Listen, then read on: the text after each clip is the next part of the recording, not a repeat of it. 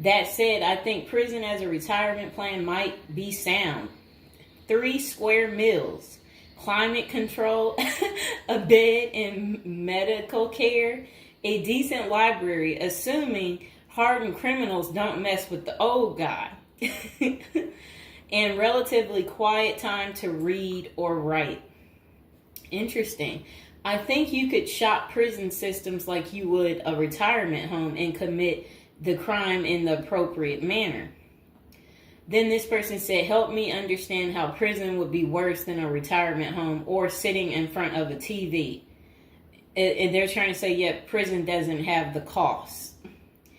And here's Mr. Fox making his appearance like he usually does. You no longer have to pay taxes or have any costs associated with retirement. You can be completely reckless and not save up money to support yourself in old age, and you can enjoy life now. If you are lucky, you can work in the hobby shop all day making license plates.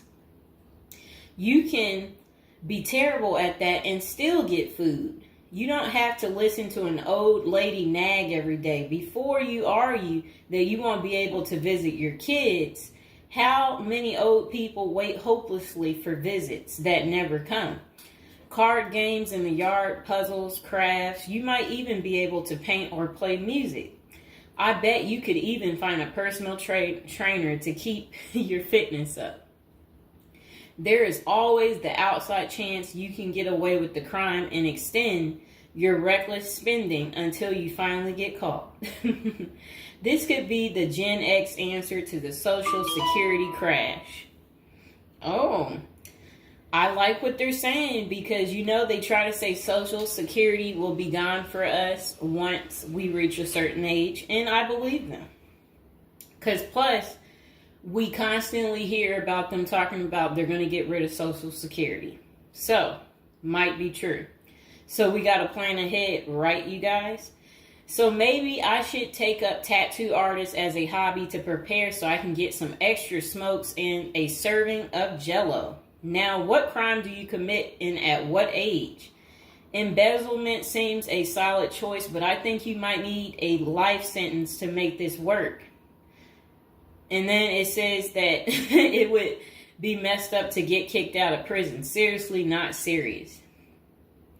I don't think people get kicked out of prison. I think they get, if they have good behavior, I think they can possibly get out.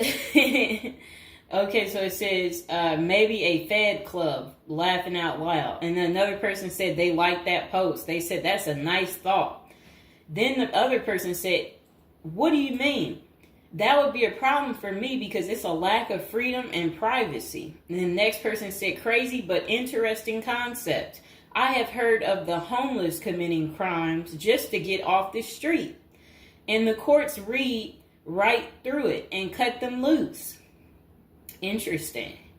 That brisk morning stuff on the freezing stainless toilet and that toilet wine would round out a nice day. Laughing out loud. I guess they know how to make toilet wine. I think I would rather be in prison than homeless. If things were really bad, go on a robbery spree and hide the money for when you get out. Ha ha ha ha ha. And if you were to ask me, which would you rather do? Oh, that's terrible. Be homeless on the street or be in prison. Prison wins hands down on this one. The guaranteed bed and the guaranteed meal. The library, you know, the friends when you get your free time, you know, I'm just saying. I don't think the cold streets are for everyone. Okay, so this person said, I'm guessing these are also an issue in a retirement home, except you still pay taxes and rent. I have to guess, but gawking the old guy is not going to be high on the list of pastimes for convicts. Spider is so, wow. I don't think we want to say that. Okay, so this person is talking about people being taken advantage of in prison. So we will skip that part because the way they wrote it was inappropriate. So the next person, they showed a big guy and said, don't be wasting no soap, pick it up. So these are the kind of people that you will encounter. Okay, I guess he's the booty bandit. All right. To expand upon this, I would fly to Sweden and then do something at the bank I saw. You know what they was talking about. I saw a documentary on the Swedish prison system. It looked nicer than many retirement homes, laughing out loud. Then this person said, is this like a shining moment like Johnny in the Mountains, laughing out loud? This person said, I'd retire to a dirt cheap third world location before intentionally going to prison. This person said, I was just thinking that maybe I could piece together a few of my old friends and we could have a crew.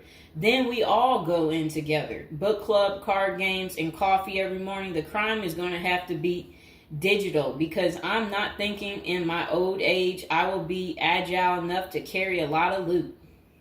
And then this person said, isn't that tax evasion, white collar crimes, and a pot grower? Heard they have a sweat lodge and tennis courts. I don't know where they have that. Okay, so we had another person talk about how much they love women. So yeah, they said they don't intend on going. Okay, just a moment. I'm gonna get my water.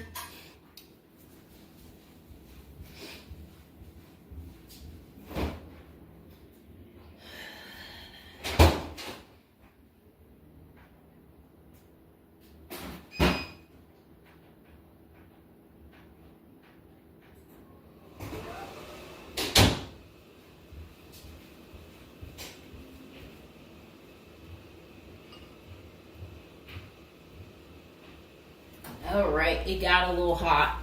Okay. Now, this person said, I'd rather go to a cheap third world island and live life as a local fix-it guy. Putter around, live on the beach, fresh seafood, and a tan booty. It's a pirate's life for me, mates. Next person said, I took what looked like a shortcut one morning. And they're talking about something about a prison cop. I don't know what that means, and I'm not going to say it. Okay. This person said a failed bank robbery would be pretty simple federal crime. On the other hand, I think even a basic social security check will go pretty far in the Philippines, Mexico, and Colombia. I think they're right for those countries. This person said, my broke buddy is doing okay in Thailand. This person said, I'm thinking about spamming forums with CBD gummy ads. Certainly, committing internet crimes would make it a federal case and qualify them for a federal country club prison. And they said they're currently in beta testing phase. I'll let you know how it pans out. That's really sad. This person wrote this in January of this year. That's sad that this is what the people are doing. Well, at least you know what not to do. And then another person said, well, it worked out rather well for Otis. They showed a picture of some guy. I don't know who this guy is, but that's who they said it worked out for. And then this person said everybody has that one person that they weigh whether or not their demise would be worth a life sentence. And then this person said, well, nowadays all you have to do is agree with Trump, like say over at the Capitol, and post it online. And then this person said, P.S. I hear San Quentin is nice, happy face. And then they I guess posted something about that prison. The person is trying to say that the prison guards at San Quentin are friendly. I doubt that. This person said, you got too much time sometimes. And then this person said, I think if old age and life in retirement got so bad to the point I was considering prison, I would think I would eat a bullet first. Okay. This person says, take out a politician and live like an illegal immigrant. Better than the middle class nowadays. Whatever they mean there. This person said, first off, if you are a Gen X or younger, getting an SS payment that crap is estimated to crash the year I qualified. We were taught that our senior year of high school back in the 80s, so we can't plan for that. Second, I think the chances for clean drinking water will be better in prison than in a third world country if you choose wisely. I didn't think about that. So stick to the U.S. prisons if you're really thinking about this. It said banks don't keep enough money these days. I think I will be too old to try and take down an armored car. Gotta go with a federal crime that is a light lift, maybe a Ponzi scheme. Does anyone want to pre-order a UTV? Question mark. This person said, might want to rethink your screen name if you're going with this plan of retirement. Just saying. Maybe something like Spider or Smiley, question mark. This person said, this is a nice big Ponzi scheme. Throw in some racketeering and evade federal income taxes. Just be sure. Plus, you'll have a blast before you get caught. They did a little emoji with shades on the cool emoji. This person said if you land in a California prison, you even get yoga classes, free education, and you have a government-sponsored sex change. So you can end up in a female prison eventually. Rob, we won't say what they said there.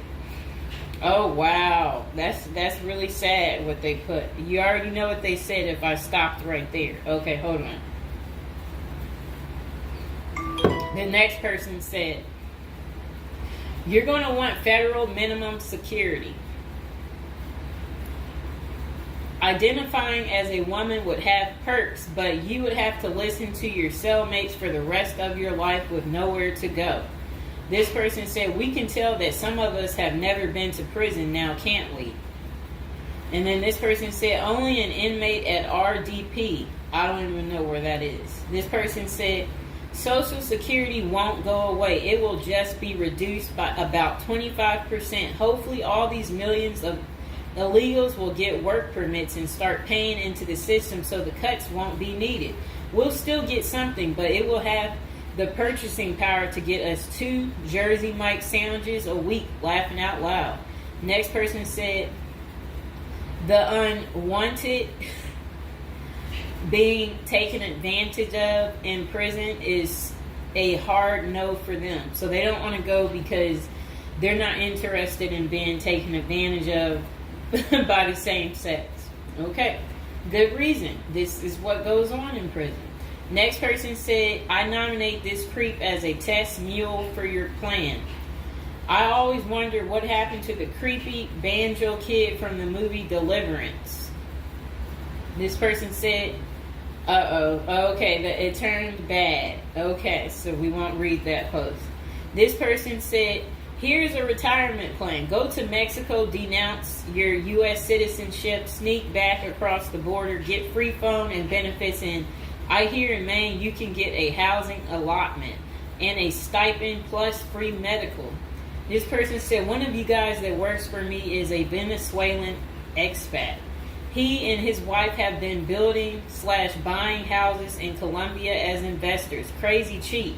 He spends a couple of weeks down there a few times of the year and doesn't spend squat. Usually the airfare is the most expensive part of the trip. And then this person said, hey, that was my college meal plan. I had about $20 a week. I'd pay a cold Subway sandwich and eat about 2-inch slice a day.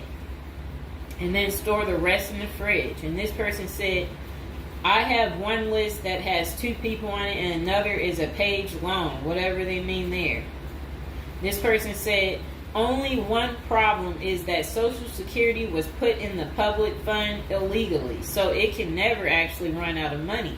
Of course, no politician wants you to know that.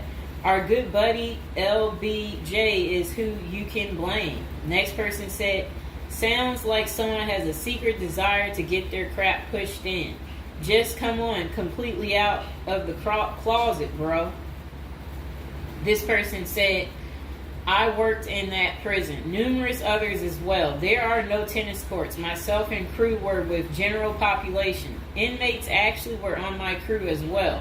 The good behavior, guys. The stuff you don't hear about is massive. Daily crap goes down.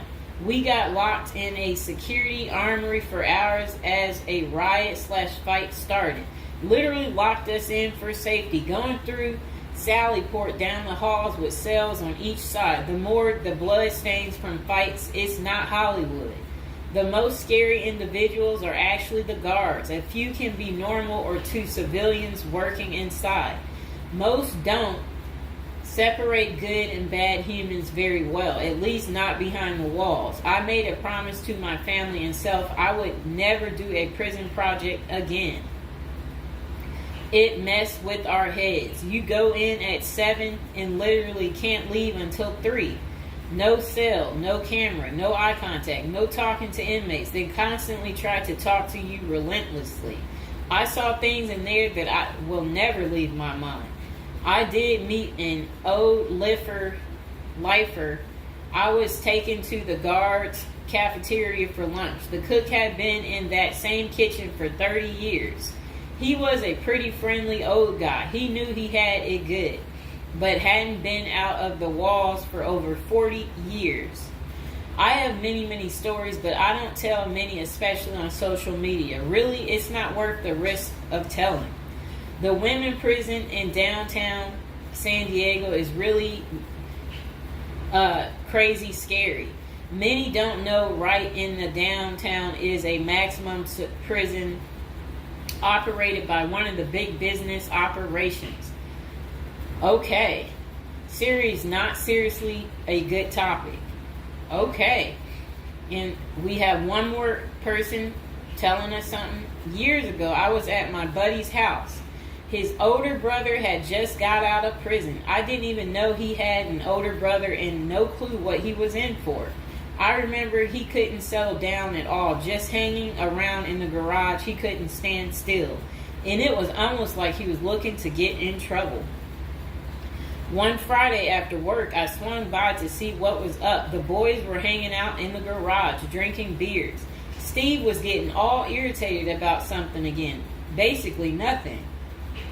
And then out of nowhere, he blurts out, I ain't afraid to go back. I'm just a punk in a bunk. That's really funny. I got out of there. Too much of a scene. Okay. This person said they still think prison's a retirement plan. This person said, yeah, big perks. You'll also get, as Jim Jeffrey says, and yeah, so, all right, so that's the end. I couldn't say what this person said because it was very inappropriate. So that's the end of episode 1 for prison as a retirement plan. And hopefully, you guys think this through. If this is something you're really interested in for real, you will want to continue with the series of, me talking more about prison, so we can get you ready and prepared if that's really what you're into.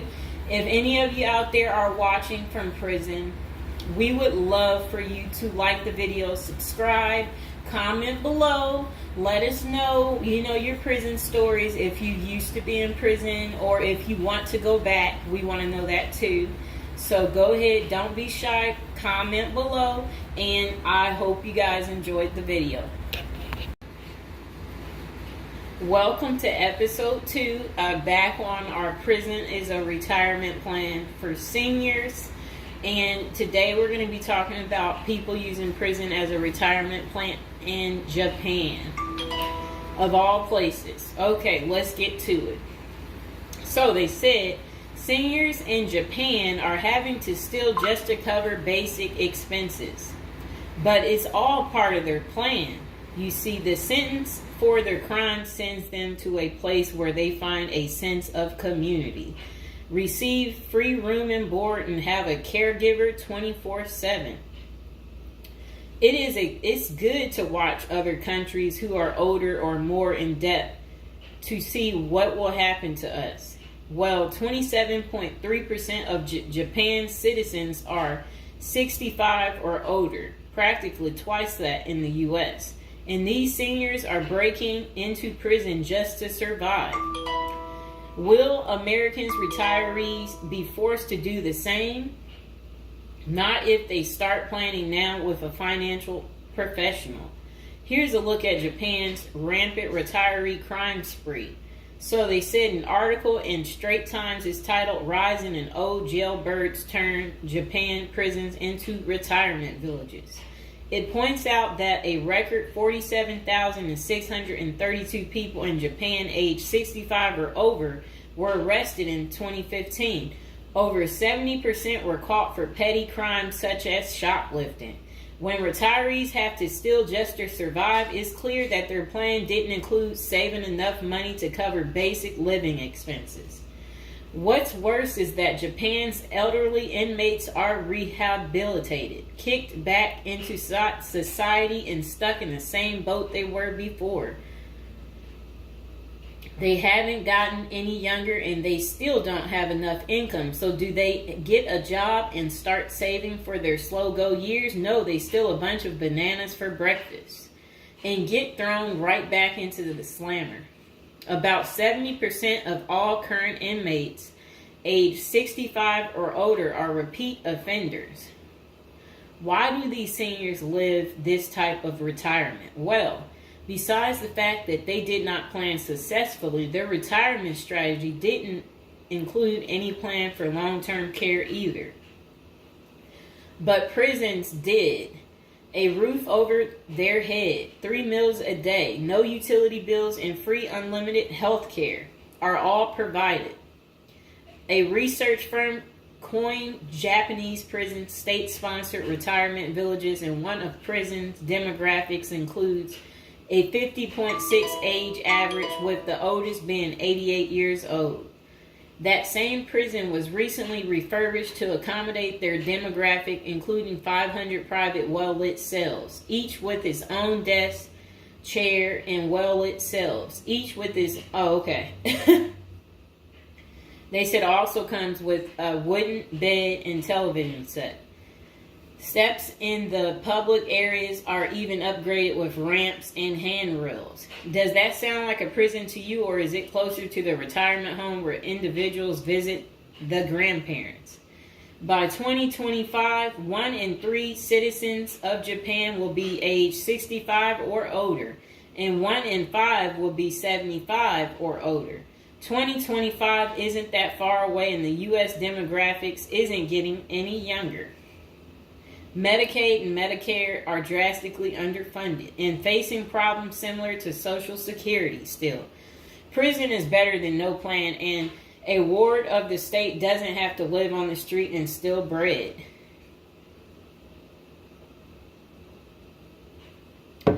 Okay, so that was pretty much the end of that. Do you guys feel sorry for them? Do you agree with it? Is this still your plan, your retirement plan, since you didn't plan? Or is it your backup plan? Is your plan A, plan B, plan C? Well, we will do another video about this coming up.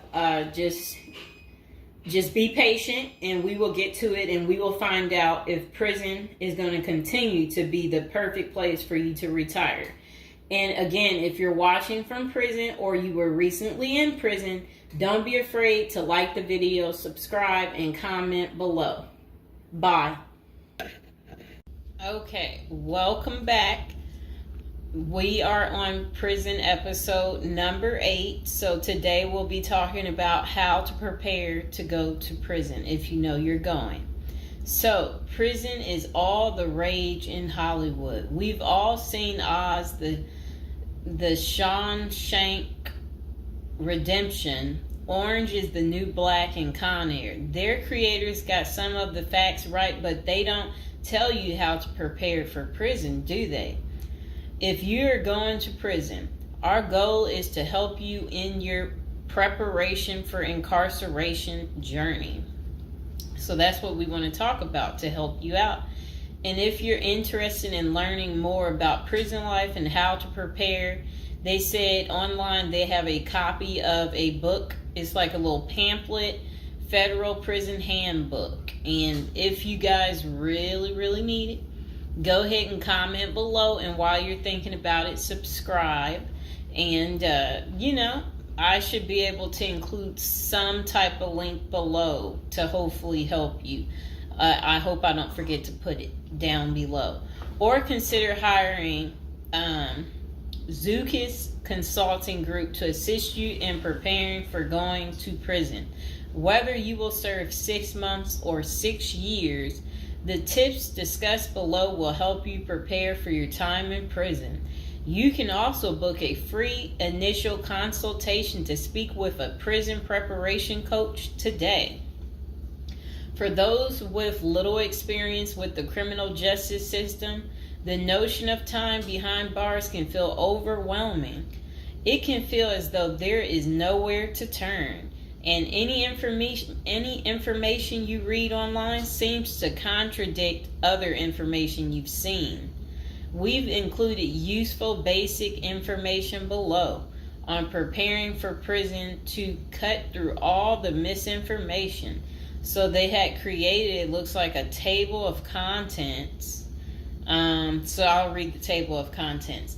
How to prepare for prison. Going to prison. Steps to successfully prepare for prison. Learn about federal prison. Federal prison facilities. Minimum security prisons. Federal prison camps. Low security prisons. Medium security prisons. High security prisons. United States Penitentiary. USPS, Administrative Security Prison. Research your Pacific Prison. Arrival and personal property. Money in prison. Communication in prison. Get in good physical shape. Get your affairs in order. Preparing your family for incarceration. Appointing a power of attorney. Designating your point of contact. Resolving your medical and dental issues. Creating a list of contact details. Authoritative information about going to prison. Life in federal prison. Stay out of prison politics. Keep yourself busy. Wow. Find purpose. Stay clean. Avoid discussing your charges. Learn the rules. Be polite and respectful. Have a good attitude. Don't struggle with how to prepare for going to prison. We're here to help. If only Diddy had this. Okay, so now let's get into how to prepare for prison. It's essential to prepare in advance if you have been convicted or pleaded guilty to a criminal offense and are waiting for sentencing. According to the United States Sentencing Commission, the average federal prison sentence imposed is approximately 147 months. That's a lot. Less than 20% of offenders serve a prison term below 5 years. This means no matter the nature of your offense, your confinement to federal prison will likely disrupt your normal life for a minimum of a couple of years. Essentially, adequate prison preparation eases the transition to your new life behind bars. It might not take away the hard realities that follow losing your freedom, but knowing what to expect and how to navigate your life inside the prison can be the difference between a smooth transition and a turbulent offset. Losing your freedom is hard enough, especially for your emotional and psychological well-being. Thus, managing any preventable hardships or mishaps can go a long way in promoting your mental health while serving your sentence. At Zeus Consulting Group, we help potential federal prisoners prepare for their incarceration by equipping them with information to navigate their life behind bars. Our criminal justice system largely fails to reform convicts. Hence, if you are keen on going through your sentence as smoothly and as quickly as possible and transitioning back to an active life afterward, we are here to assist you. If you get in touch with us immediately after your conviction, our team can offer expert coaching on making a favorable impression at sentencing to secure a more lenient judgment. In addition, we coach our clients on how to live a meaningful life during confinement by cultivating their abilities, keeping them out of trouble, and developing an excellent record. These are essential factors that can enhance your overall life in prison and improve your chances of serving a shorter sentence. Okay, now let's get to the part talking about going to prison, steps to successfully prepare for prison. At the Zuski's Consulting Group, they walk through the various steps you need to take adequately to prepare for a smoother transition in your life in prison.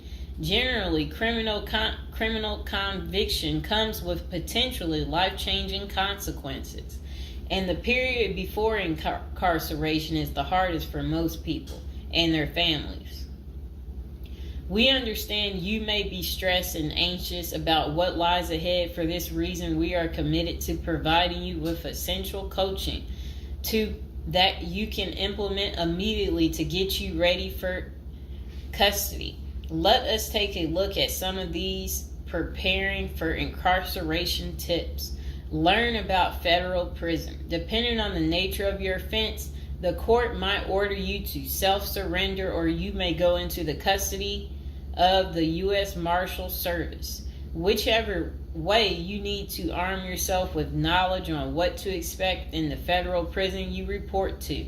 This means reading quality prison preparation books and speaking with a knowledgeable advisor who has ideally done substantial prison time in the system where you will be incarcerated and at the same security level.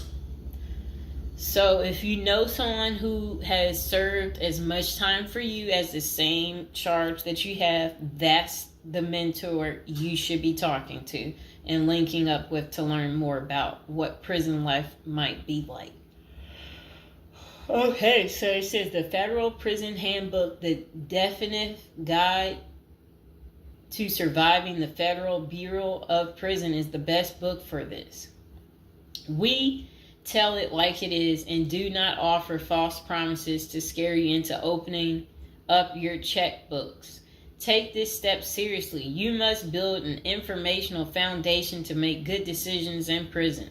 Federal prison facilities. There are over 100 federal prisons across the nation, and they operate at 5 different security levels: minimum, low, medium, high, and administrative. Guard towers, type of inmate housing, cell or dormitory, staff to inmate ratio, internal security measures. Below is a rundown of the features of each of the security levels.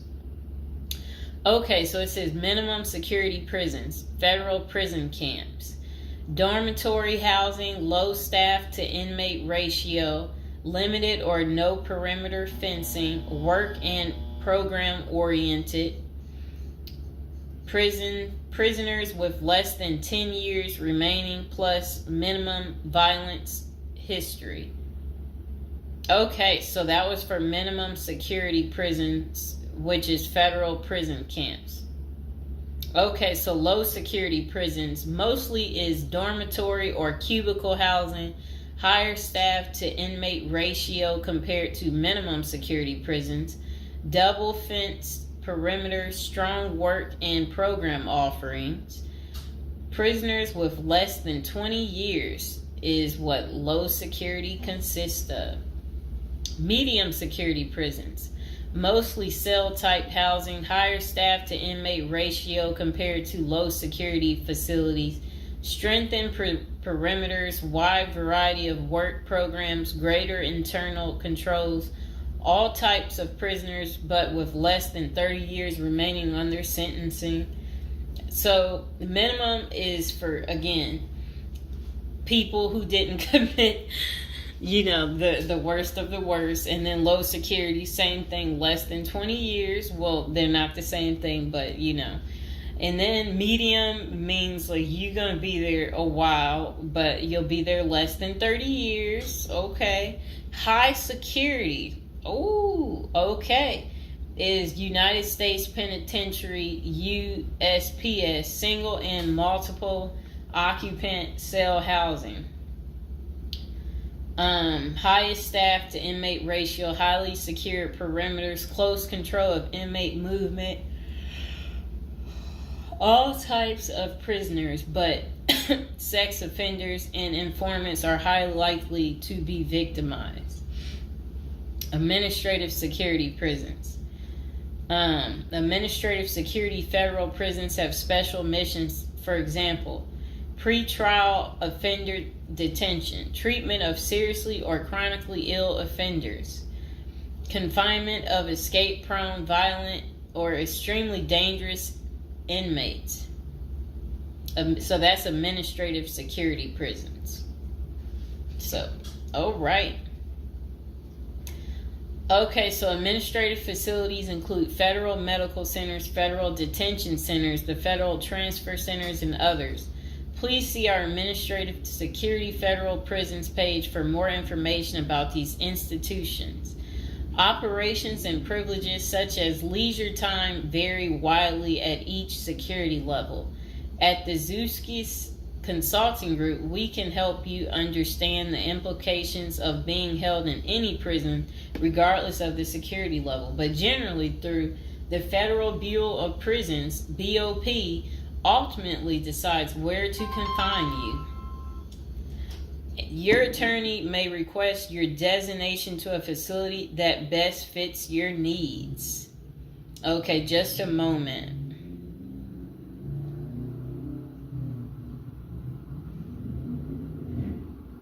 I'm trying to figure out how do I'm going to this. Let's see.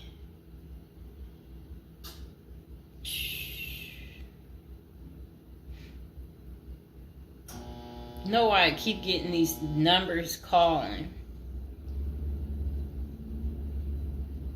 Okay, back to where we were. Research your Pacific prison. If you are ordered to surrender, go to our federal prison profile section and locate the Pacific profile of your upcoming prison. Once there, you can read about the particular prison and life therein. You can also download the prison's admission and orientation handbook and commissary forms. These will provide an overview of opportunities available at the prison and protocols for education, recreation, housing, health, psychology services, and more. This is a valuable Prison Pacific information that can be very helpful in your journey in preparing for incarceration. Okay, so arrival and personal property. Whichever prison facility you are designated to, prison staff from medical case management and psychology services interview and screen you upon arrival. Later, you join the admission and orientation program for formal orientation into the facility's procedures, programs, policies, and services. Moreover, BOP restricts the personal property you can take when entering the prison or retain during your stay. Criminal defendants who self-surrender to their institution may keep the following items: plain wedding band, plain earrings for females, legal documents, orthopedic or medical devices, approved religious items, prescription glasses. While you surrender in your civilian clothes, you will be given an option to throw the clothing away, donate it, or mail it home. The prison issues you clothing, bedding, and hygiene items upon arrival. In addition, you may purchase items such as shoes, recreational clothing, food items, personal care items, and others from the prison's commissary. Sounds like the military. Once you are in custody, there are Pacific guidelines regulating possession of any of these items. We at the Zuski Consulting Group can help you get ready for custody by explaining these processes and privileges. Money in prison. You can have money in federal prison, but the funds remain in your inmate trust fund account. These funds may be used for commissary purchases, telephone, email, and other authorized activities. Appoint someone you trust to act as a business or financial manager. Your spouse or attorney or close friend, you may want to give this person power of attorney and arrange for the bank to allow them to make withdrawals from your account. Arrange to have them send money monthly or quarterly if you can afford it. Ask for between $400 and $700 a month. This will allow you to spend $360 at the commissary each month. Use a maximum of 300 minutes of phone calls each month. Purchase MP3 player songs and use the BOP's inmate email system. This investment will make your prison time go by faster. It's worth the expenses if you and your family can afford it. So again, ask your family to send you about $400 to $700 a month, because the commissary, they allow you to spend $360 a month, and then they're just saying that use a maximum of 300 minutes, of phone calls each month, and then you should be able to use the inmate email system too. In addition, your family and friends can send you money through MoneyGram, Western Union, United States Postal Service. Please see our page on sending money to federal inmates to learn more. Note that your account number must be affixed to all such transactions. Funds sent through MoneyGram and Western Union are processed every day of the week, including holidays. Communication in prison. Communication with family and friends is essential during your time in prison. In addition to fostering your emotional well-being, maintaining ties increases the possibility of successful re-entry into the community. The Bureau of Prisons provides the following communication avenues for prisoners and their families and friends. Inmates and receiving parties have the option to pay for phone calls. The scaled-down email service allows federal inmates to email with approved contacts, but the inmate must pay for any time spent drafting or reading emails. Inmates may send and receive mail through the U.S. Postal Service.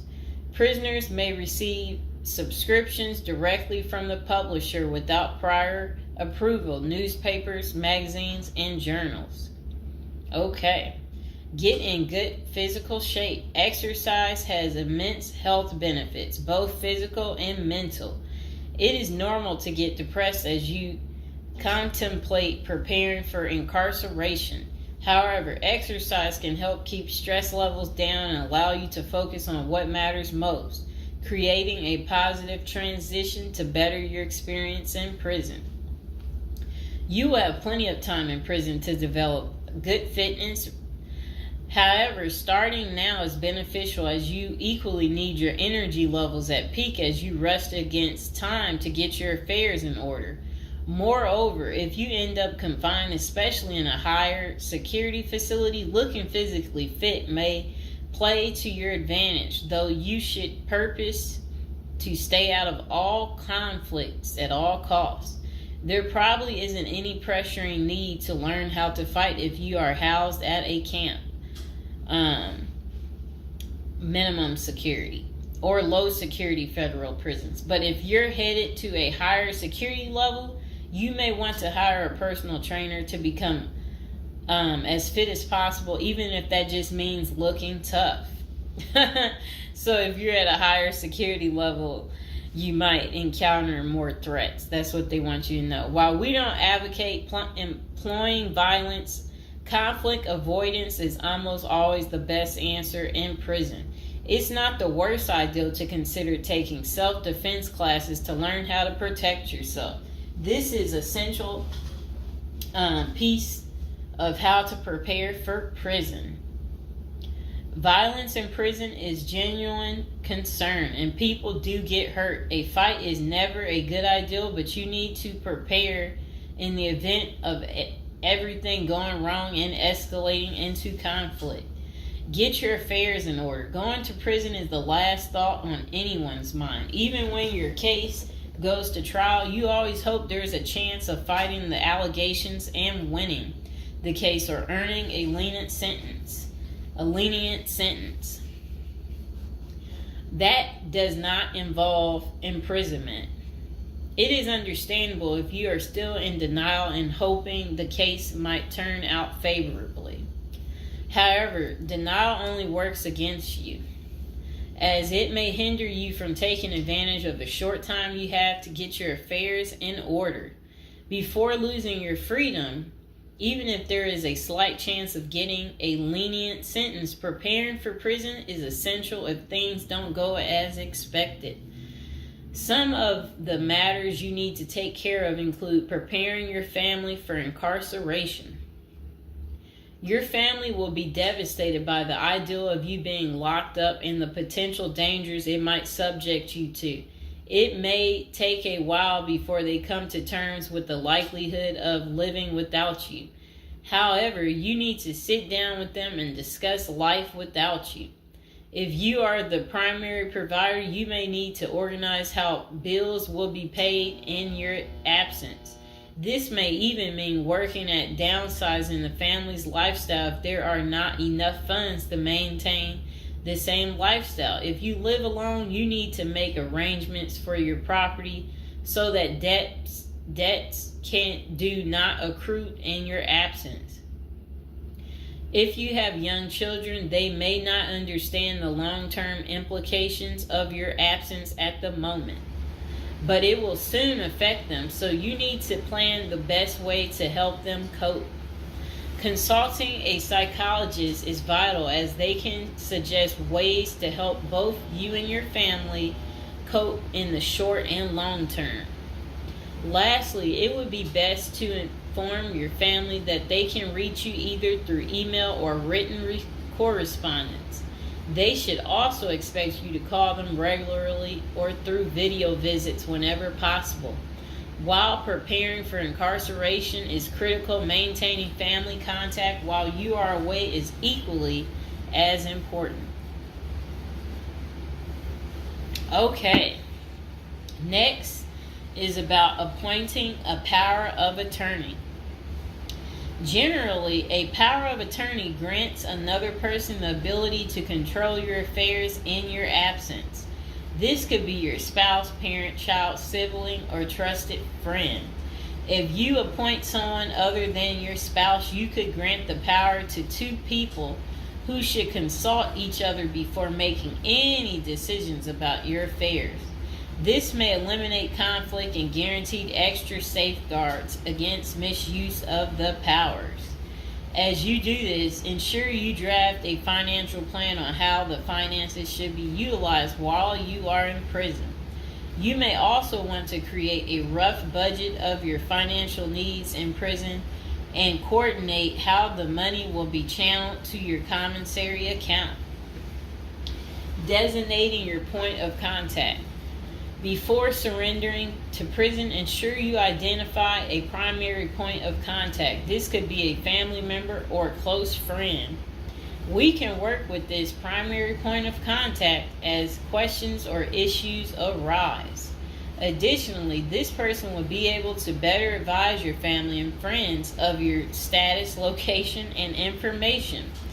Please note that prison staff seldomly release information to family members. For example, if your family calls your unit team seeking information about your status or healthcare matters, they will not release information. With this being said, we have our clients sign a release information authorization, thereby enabling prison staff to disclose information to our team members. Next is resolving your medical and dental issues. Medical and dental services are available in federal prisons. However, they may not match the standards of your current providers. Care is often substandard, slow, and usually not forthcoming. This is a crucial element in preparing for prison. You will do yourself a big favor by dealing with this now and not waiting until you are in prison. If you have pre-existing medical and dental issues, get an evaluation from your doctor before surrendering.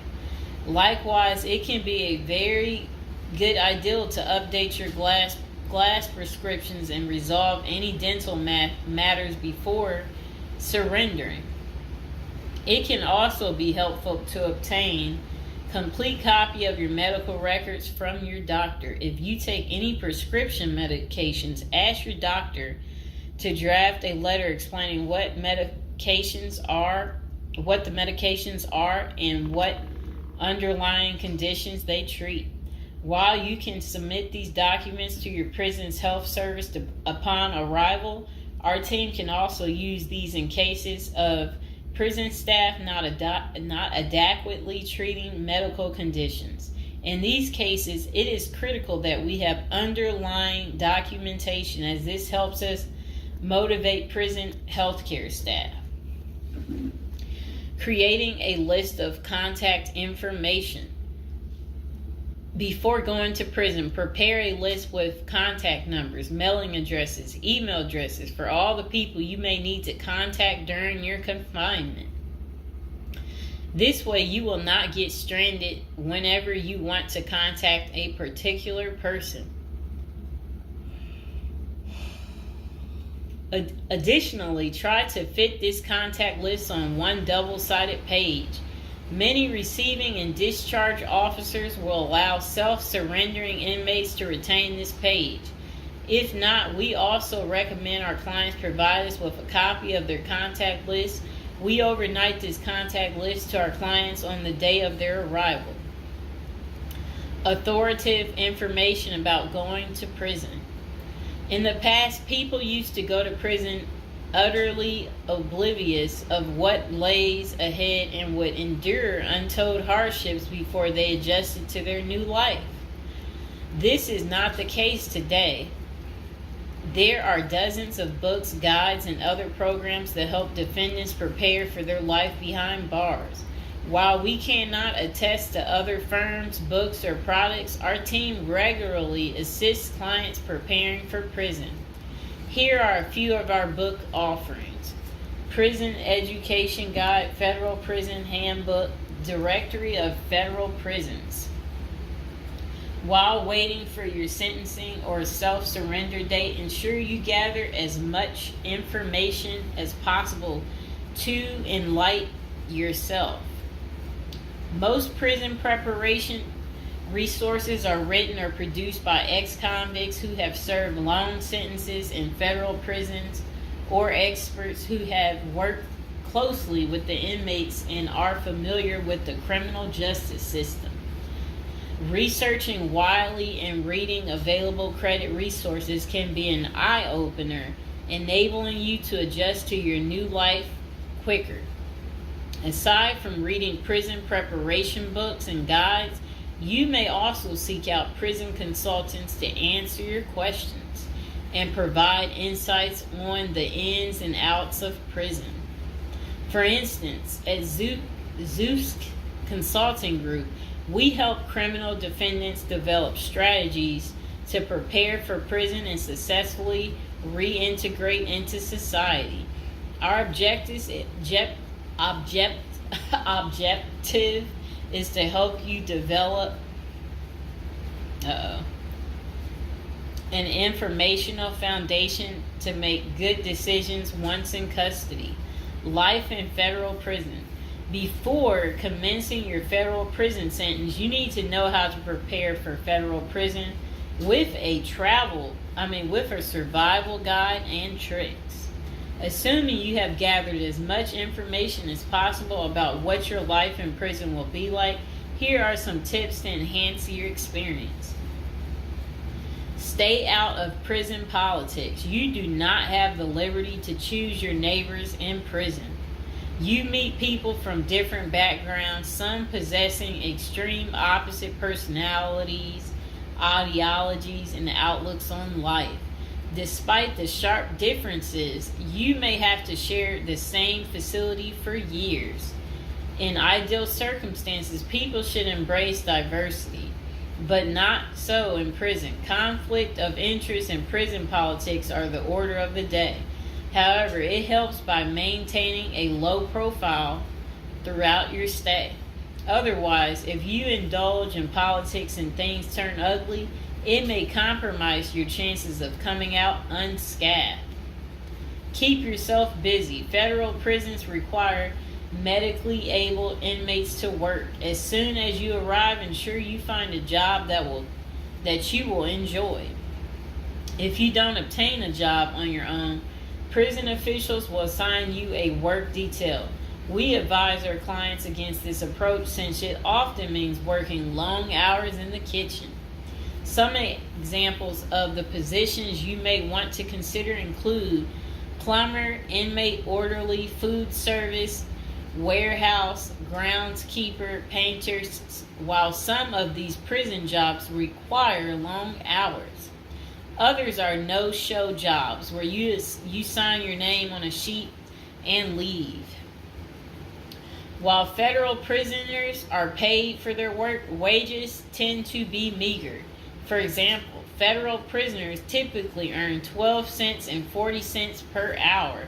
These funds are deposited into your commissary account, which you use to buy personal items.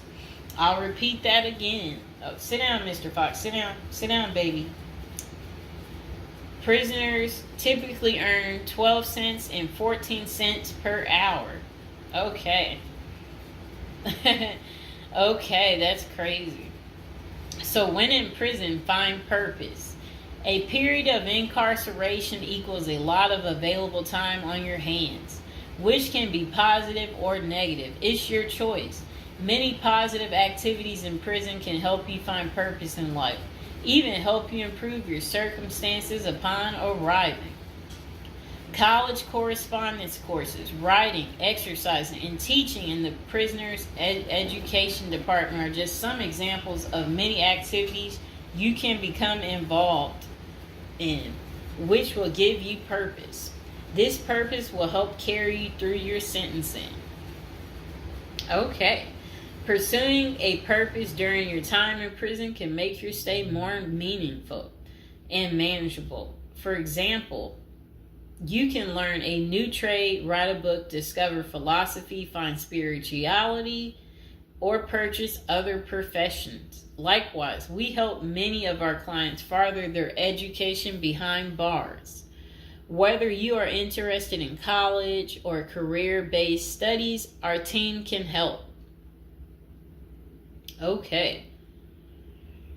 In addition to keeping yourself busy and avoiding falling into a depressive state, finding purpose behind bars may equip you with relevant skills for successful re-entry into the community upon your release.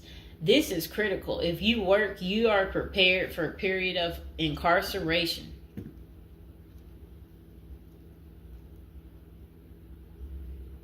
So, yes, that's very critical. Thinking through potential activities is a critical step in figuring out how to prepare yourself for jail. How you find purpose is up to you. One of our clients, a doctor before his incarceration, spent his time helping those who need physical therapy.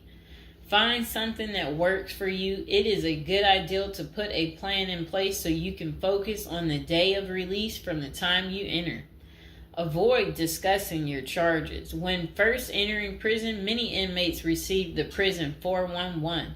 Other inmates want to know who you are, your criminal charges, your sentencing, and other relevant information.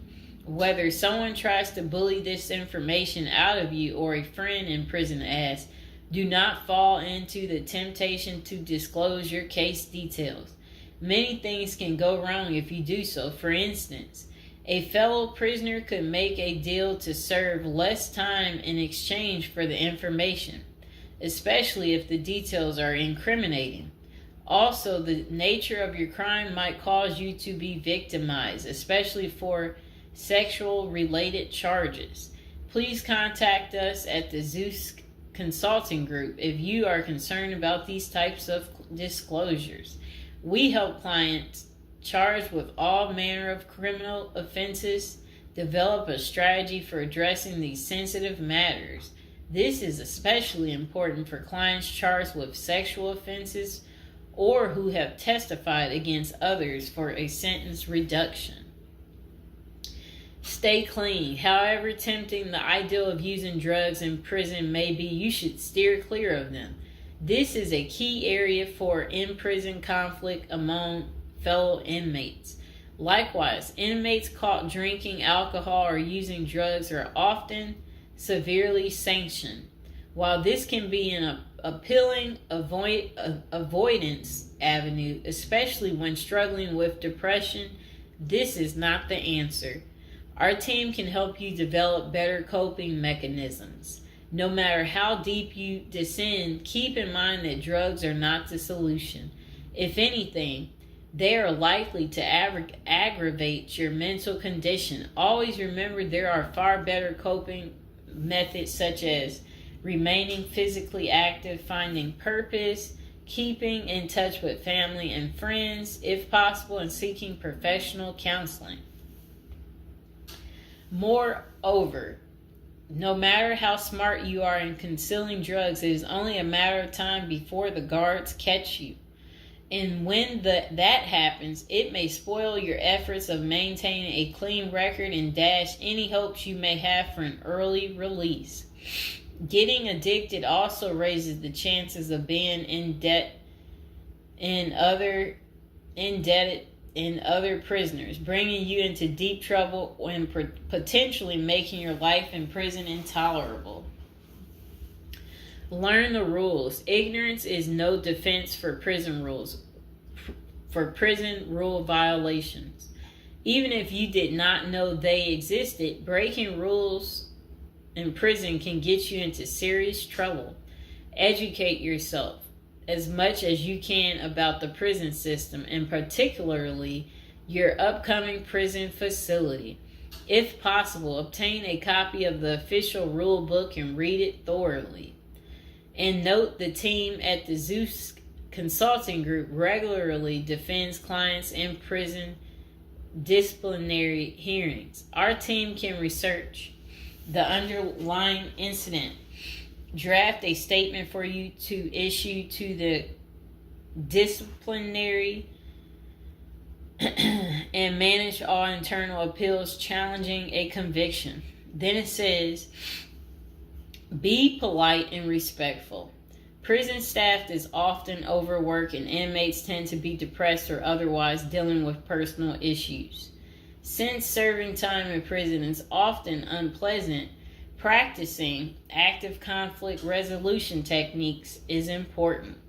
Tempers are likely to flare quickly, and you do not want to step on anyone's toes. As a general rule, being polite and respectful is the best way to survive in prison, while reducing headaches and other interpersonal conflicts. Even when a staff member is unreasonably demanding, avoid engaging in actions that might make them feel challenged. Being polite and respectful can go a long way to making your time more manageable. Next thing is to have the right attitude. The moment you enter prison, your life takes a turn. You might lose friends, family outside of prison. Even those you did not expect to abandon you may just do that.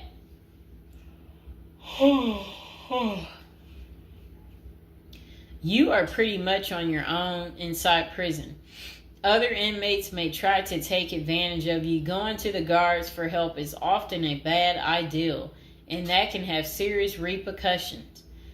With such a gloomy situation, you need to polish up your attitude and prepare for incarceration.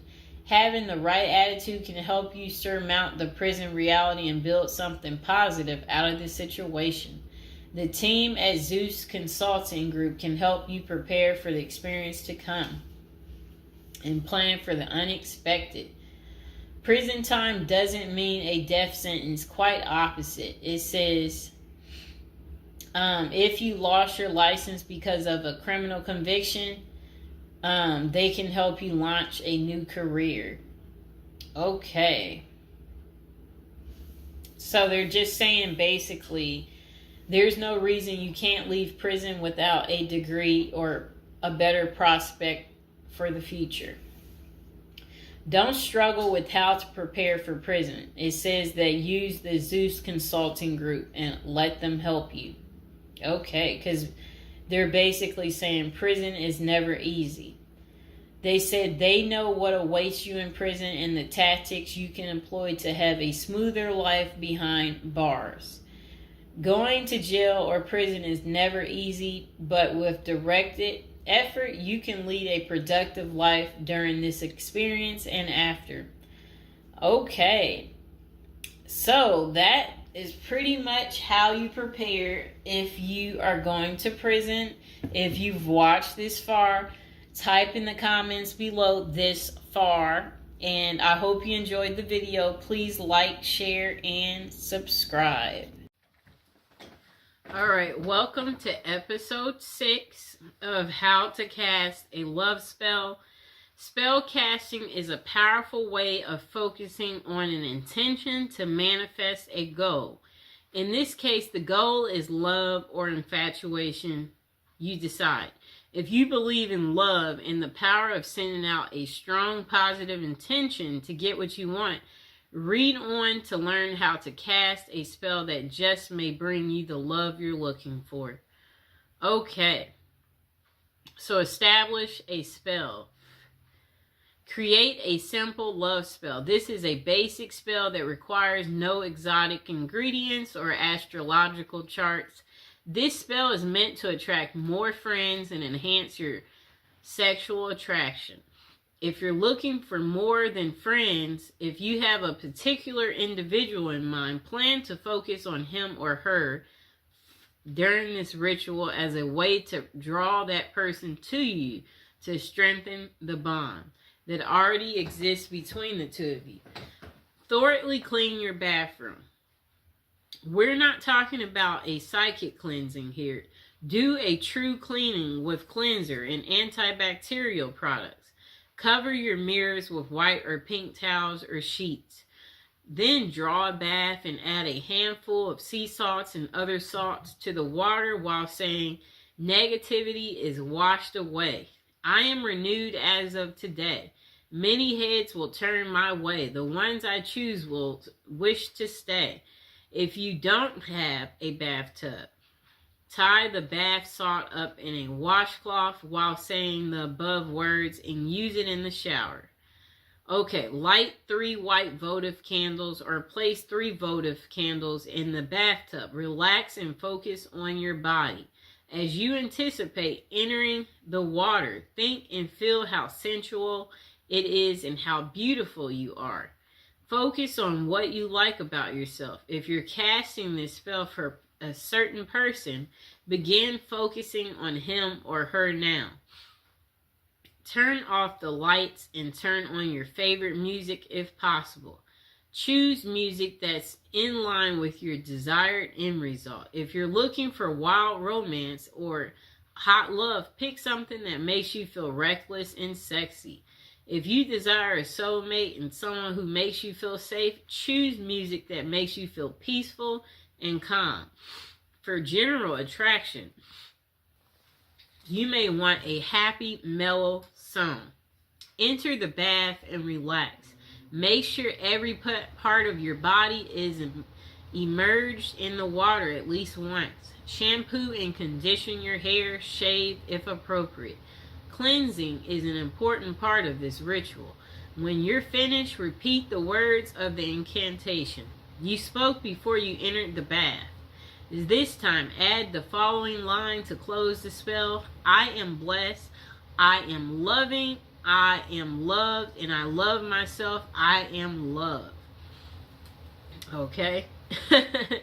Follow your intuition and add any other elements that make you feel right to you. These could be like things like incense, bath oils made with herbal extracts or essential oils, your favorite perfume, cologne, or a cup of herbal tea or bath towels purchased specifically for this ritual.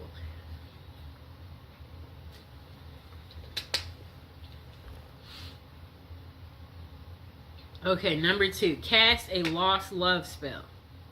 If you had a love but lost it through personal difficulties or certain circumstances or outside interference, you can use this spell to try to reunite with your lost love. So, purchase 6 candles.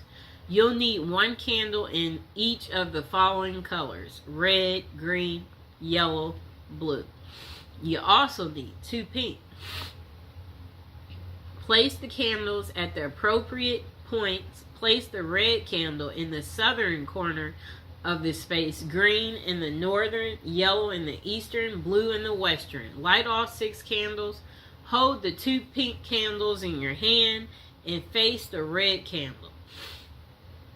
Then chant the following until you feel satisfied. Beautiful goddess, powerful God, hear my prayer. Lords of fire, burn my desire ×3 if it is meant to be.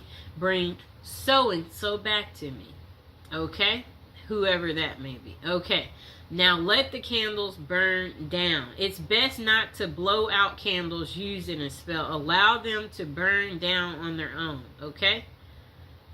If you blow them out, that will ruin this spell. You don't want to do that. Okay, so cast a soulmate love spell. This spell is meant to draw to you a partner who's suited for you at this time in your life. Before you cast this spell, be sure you're ready for this level of commitment. You shouldn't undertake this if you're simply curious about the one who's meant for you. You must be prepared to take responsibility for any results or consequences. You'll need to do a little preparation before beginning this spell. Get some special paper, whatever that means to you. Real parchment paper. I guess like pink.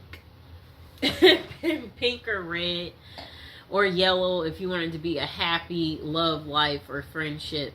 You'll also need ritual writing instrument. Again, you decide if it's a fountain pen, quill pen, favorite ballpoint, marker.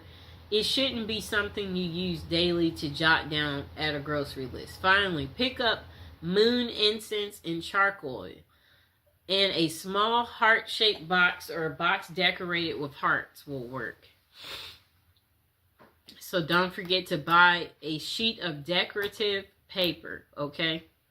Pick the perfect time. Ideally, this spell should be cast after dark. If you can do it during the waxing moon, all the better. A new moon is also ideal time for casting a love spell since it represents new beginnings. You will have the power of the moon working for you, so you can be a little flexible with your time without diminished results. Reinforce your aura through meditation or cleansing. Using a ritual pen and paper, write down words of power that will call the most perfect partner to you at this time. Do not include specific names. Avoid thinking of a particular person. You may or may not have even met your soulmate yet. So leave everything open to possibilities, okay? If you can't quite come up with what feels like the right words, use the following.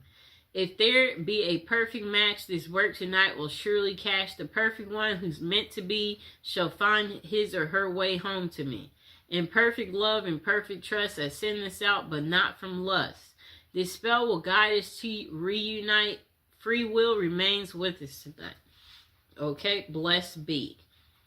When you're finished, read over what you wrote. Make sure you've said everything you wanted to say and nothing's been left out. Then spend some time meditating on your goal while you light your ritual fire or the charcoal. Okay. Continue your meditation until you feel that everything is right, your will is focused, and your sense of certainty is secure. When the fire has become coals or the charcoal or is glowing, read what you've written aloud 3 times.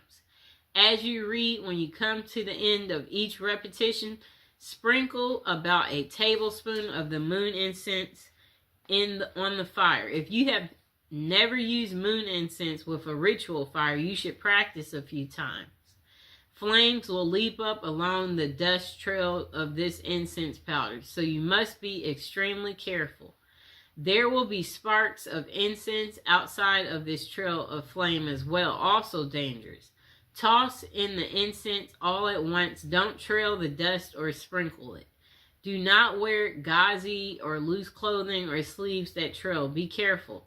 Fold the paper and place it in your heart box. This is the spell box. Put in a safe place with positive energy. Now forget about it. Let nature, fate, and the spirits do their work to bring your soulmate to you. Now, cast your own love spell, okay? Number 1, set your intention. Are you hoping to get someone special to notice you? Draw a mysterious stranger into your life. Dispel negativity from a wounded relationship. Spice up a lackluster love life. Make your interactions with the universe at large more loving. This is the most important part of manifestation. So get a very clear picture in your mind of what you would like to accomplish. Okay. Think very carefully about the potential drawbacks of your intention. If, for example, you intend to attract your ideal mate, think about whether or not you're at a place in your life where you can enter into such a relationship. If you like to work your magic on someone you don't know that well, brace yourself for the possibility that they won't be as interested or attractive in real life as they seem from afar. Remember the rule of 3. According to Wickham Reed, all good that a person does to another returns threefold in this life. Harm is also returned threefold. Encourage love by sending it out freely. Stay away from intentions that involve manipulating or dominating. Some ways of controlling another person. Spells that are meant to harm or control someone else is considered black magic. And those kinds of intentions may leave you open to receiving the same in return. For example, instead of manifesting a nurturing, mutually supportive, and satisfying relationship, you could draw yourself someone who's wildly possessive and extremely jealous. Okay?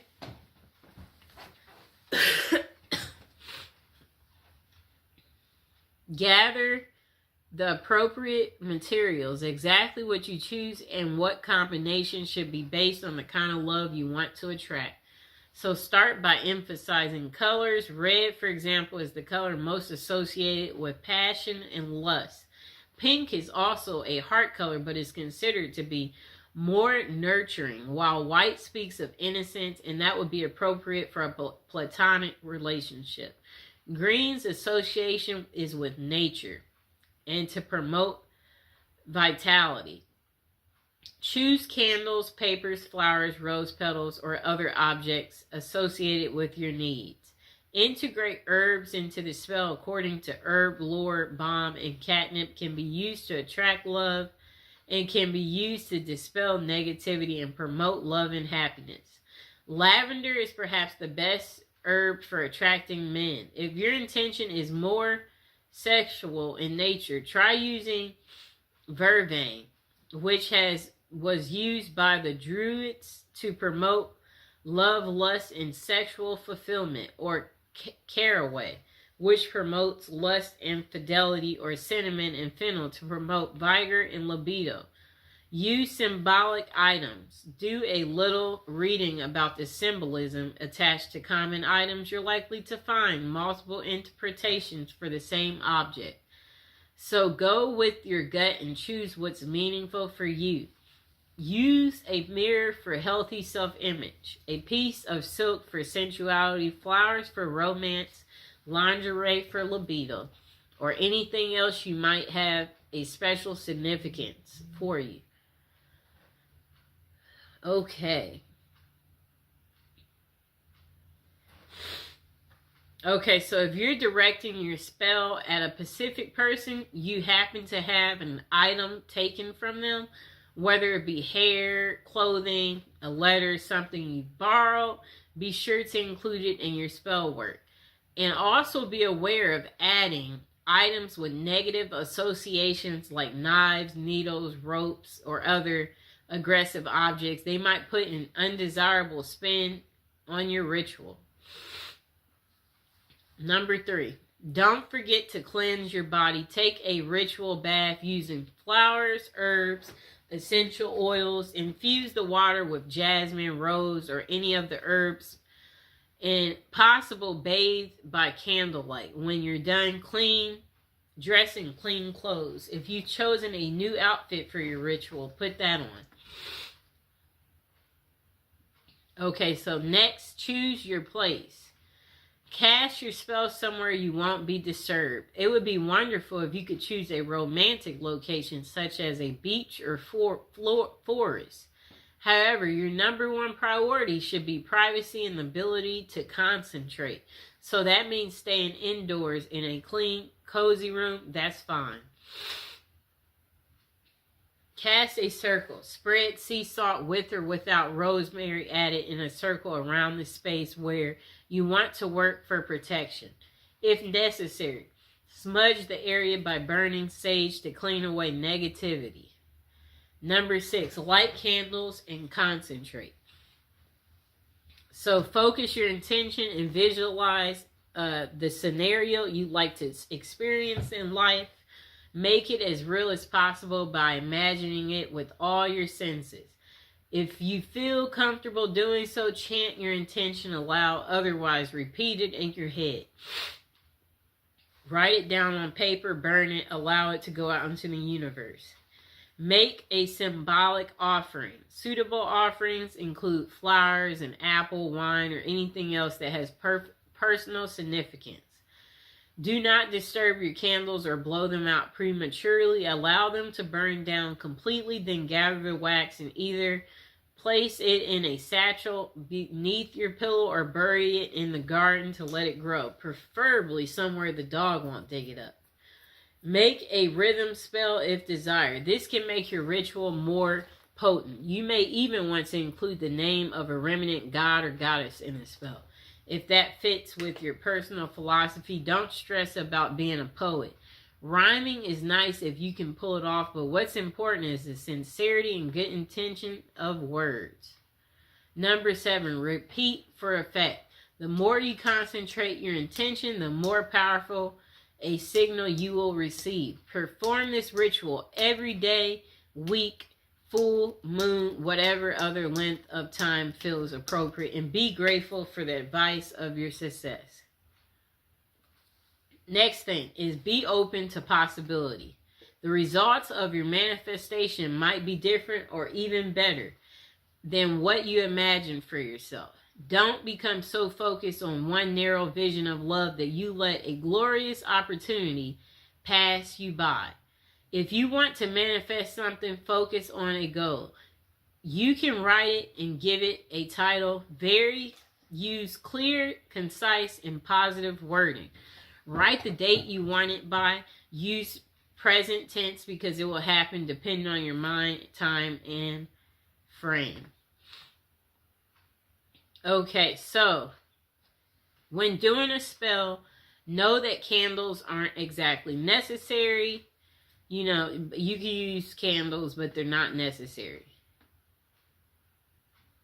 Most spells wear off after a certain time, and this is because love spells disrupt the natural flow of energy and bend it to your will. At a certain point, the energy flow will restore itself and the love spell will have worn off. Okay.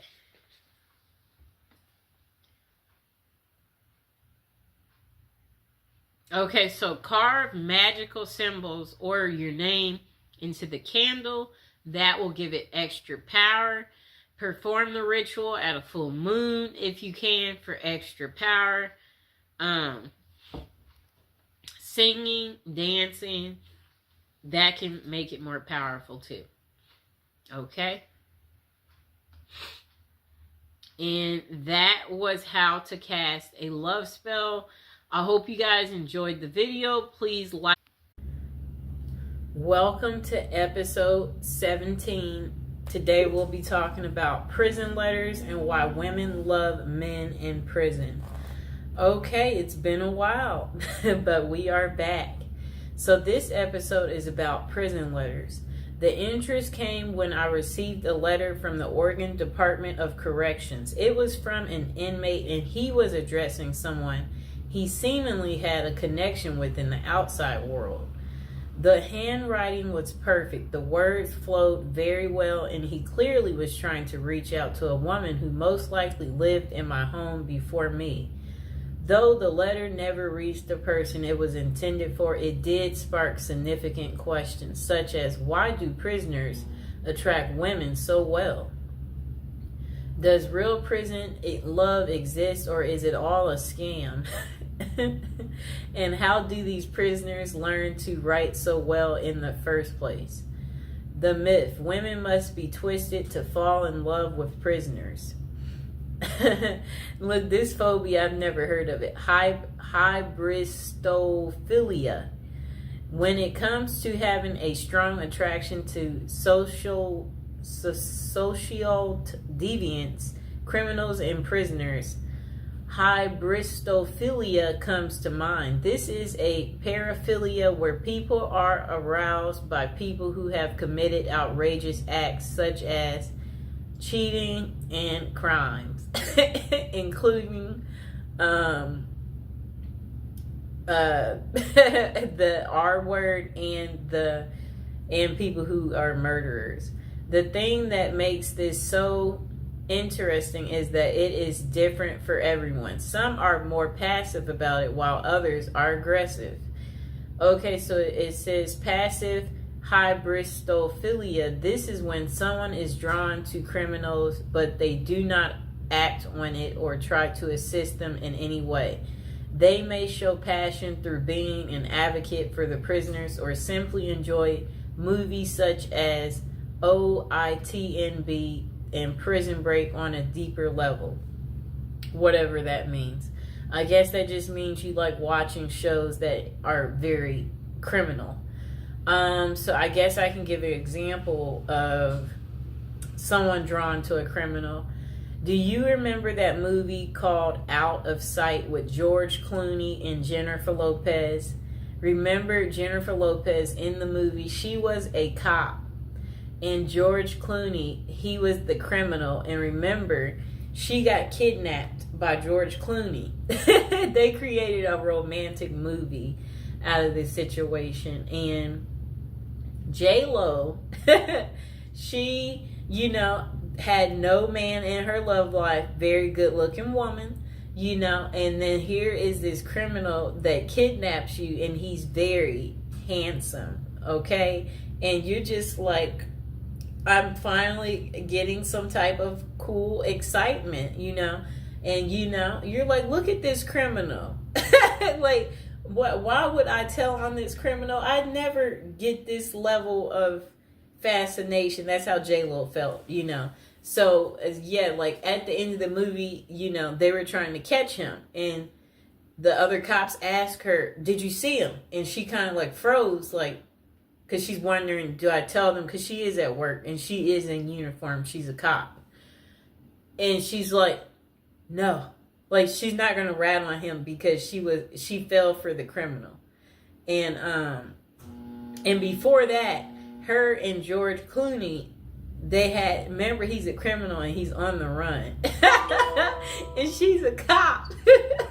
So, he had her number, so...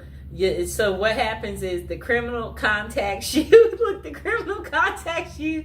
You're at home and you're sleeping. The criminal contacts you, and then you wake up because it's the criminal. And then when the criminal is contacting you, that's when you're like, you're all ears because you don't know when you'll ever talk to this criminal again because he's calling like private.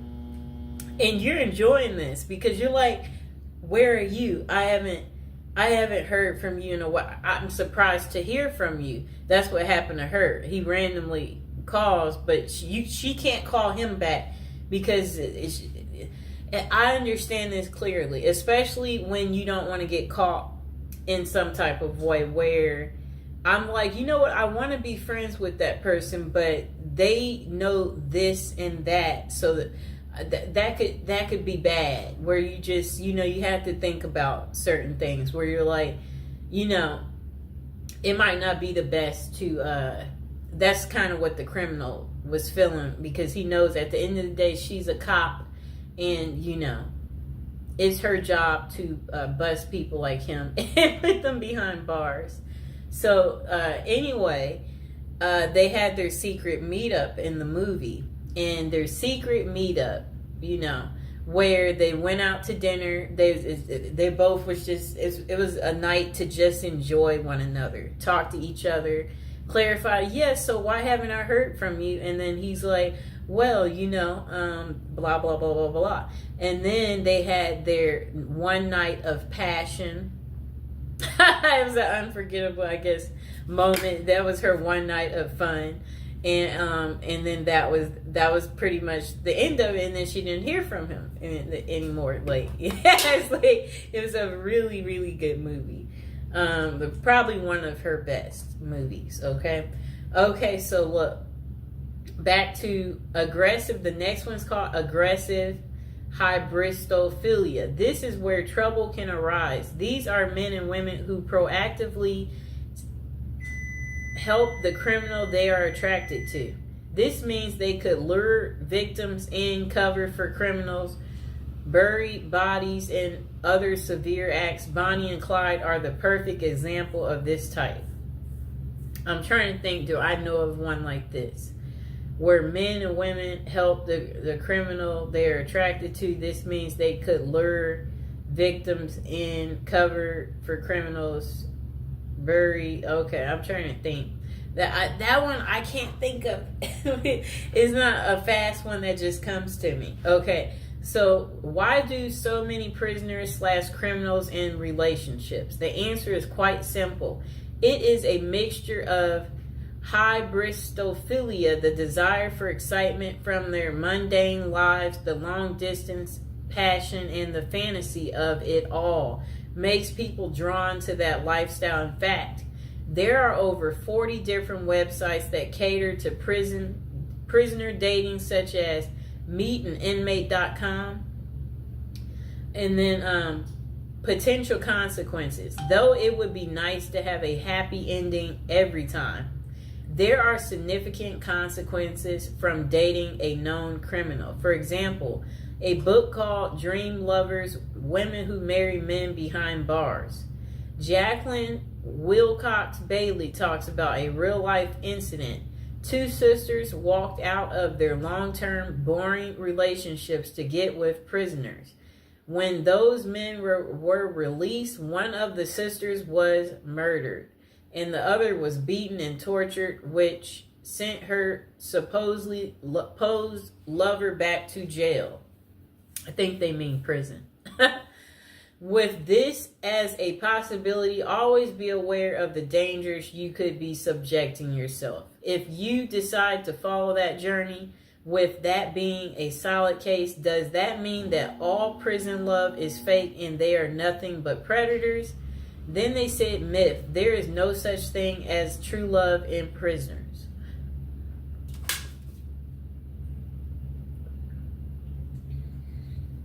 Okay, so they said there are some genuine and sincere relationships, but there are also tons of scams as well.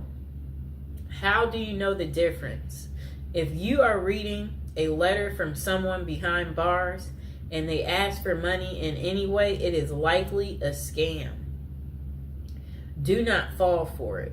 They could either be reaching out to women and men for financial gain, attention with the media, or to gain supporters, just like Ted Bundy, Richard Ramirez, and Scott Peterson did. I know what all of them look like. That's how infamous they are. For the record, serial killers such as those noted above are less often associated with scams and writing letters. You may think that they are great at manipulating, But that is not the case with them. They get away so well with murders and crimes because they are bold. Always act like they have nothing to lose and never overthink what they are doing. With an IQ of below average, more love letters come from non-serial killers who are much smarter and think things through better. Okay, overall, use your best judgment. These people will not always con you. They may be truly into letter writing for human connection.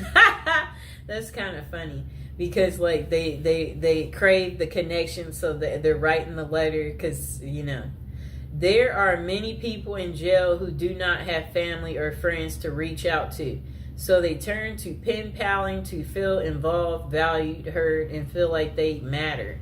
Though it may not always be about love, it can still be about companionship and support and worth volunteering to help people such as them feel cared about.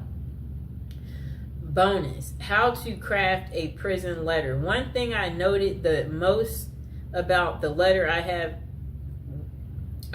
how well written it is. There are no errors. The penmanship was nearly perfected and the message was very well contrasted. So how did someone in prison learn to write so well? One word: practice. Those who write love letters will use trial and error in their writing. For example, they would keep tabs on the responses they would get from their loved ones. When they said certain things, they would then work on perfecting in those areas to get even more positive responses. In addition, they could have utilized other inmates for assistance as well. More perspective is a catalyst for fostering new ideals and learning how to write a moving love letter or scamming someone successfully. If you want to learn to write a great letter, start with practicing. Use your feedback as a guide and never be afraid to ask for help so you can become a pro. And the final thought, falling in love with criminals and prisoners is hyperbristophilia. Though having this characteristic is a passive sense is fine. Seek help if you feel like you will act on those passions. There are limited professionals that can assist, but it is worth finding a reputable person before you do anything drastic that could land you in jail yourself. Oh no. Remember, human connection and writing to prisoners is a great way to improve their quality of life. If you are talking to someone who has no one else on their side, keep being a hero to them. But always know the signs and be mindful if they are trying to scam you or not. The last thing you want to do is fall in love with someone behind bars only to find out they were using you for personal gain. At the last word from us, we don't know everything, but we do have an opinion on everything. Oh boy. That was quite interesting, right? Oh boy. That's what I have to say about that. I hope that, now you know why women love men in prison. I hope this has gotten through to you guys, so you get that deep understanding here and you understand that, women can fall in love pretty much with anything, okay? So please like the video, please subscribe, comment below if you're dating a prisoner or if you want to date a prisoner. And if you are enjoying these episodes, let me know. Alright, welcome to episode 18, and I hope you guys are enjoying the weekend. It's the start of it. Now, we are back to talking about, our prison subjects, and we are back to the love topic. So, the article we're reading today, it's about love again. And it's titled, Terrible Crimes That Couldn't Stop These Ladies from Loving Men Behind Bars, okay? So some women find love online, while others focus on those who have been in a lineup. So it says, Bloomberg reporter Christy Smith made headlines in December when she revealed she had quit her job and divorced her husband after falling in love. Okay, so I guess she fell in love with the prisoner. Okay, so she insisted that her view was just misunderstood, I guess the prison guy. This came after he had been dubbed the most hated man in America for price gouging a drug for people with HIV. Bizarre though, the story was Smith, I believe that's her last name. Yeah, Christy. I don't know why they won't just call her Christy. Has plenty of company. For every incarcerated man, it seems there's a woman interested in being his pen pal or more. Okay? Christy Smith, a former journalist who helped break the story of a white-collar criminal, Martin Charette, Wright became romantically involved with him while he served a federal prison sentence for fraud. Okay, I'm about to show her. She looks fairly normal, too. She's, normal looking lady. And, he's the genius. I'm trying to say, I guess, he thought he was the genius. He didn't know he would get caught.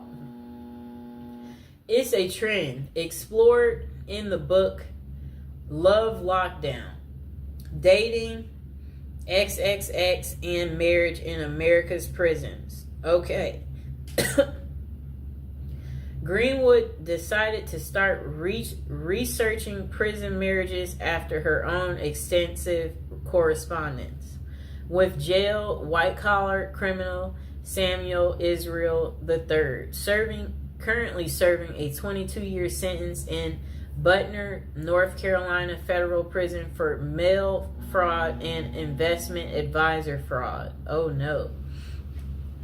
Some of this, it does make you wonder, how do these people get into committing these crimes? Or what? How does it start? What do you get away with one thing, and then it makes you think, oh, I could do that again and get away with it, and then you keep getting comfortable enough. You get so comfortable that you keep on, and then you eventually leave footprints. Okay, so this guy, I guess his name is Israel, it said he had faked his death by staging a suicidal plunge off the Bear Mountain Bridge in upstate New York in June 2008. He turned himself in to the feds 3 weeks later, and Greenwood reached out to him whilst researching her first book, Playing Dead, about people who fake their own deaths or disappearances. They have stayed in touch for 7 years, corresponding frequently, although they have never met. Quite interesting, right, people? I think we know people like this, where you're online friends, and for whatever reason, y'all stay in touch. I don't know what that's about, why people want to do that. Because it's I don't want to do it, so I don't know why people want to do it. Okay. Throughout the half dozen years I've known Sam, he has gone from my subject to my stalker to my friend, she writes, nodding that the correspondence helped her understand the laser-like attention an inmate with little to do can lavish on a lady. For her latest book, Greenwood followed the lives of 5 couples who met while one of them was incarcerated. Okay. I don't know what that means. I'm just trying to say, whatever they wrote was very confusing. What came next? So, to prison wives who have long histories with their men, MWI. Okay? Women are seen as pathetic losers, or worse yet, prison groupies. Let's just label them a prison groupie. But what she found were relationships that were at times romantic, messy, complicated, and sometimes heartbreaking. In other words, not too unlike those in the real world. One couple includes Joe, an ex-Army medic who had worked as a prison guard at a Kansas City jail, and Benny Reed, who was serving a 10-year sentence in the maximum security Oregon State Penitentiary for the attempted murder of his then girlfriend.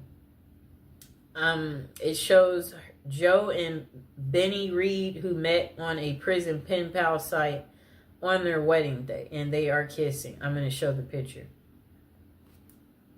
That's her prison boo. You see that? How romantic. The pair met on a prison pen pal site. Joe knew the stigma of associating with a felon, but it didn't deter her.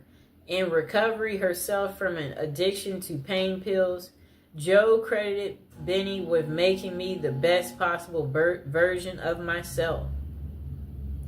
I think these women tend to be very nurturing. They have a sense of wanting to be cared for, wanting to be caring for someone else, and men in prison, for obvious reasons, are quite needy. The pair even got married at the prison. He saved up from his $1.81 an hour prison call center job to buy her a ring off Etsy. How sweet. But the relationship ended abruptly when Benny found other companions online. Are you kidding me? He still left her while in prison. That's crazy. It says, yeah, that's crazy. Oh my gosh. Wow.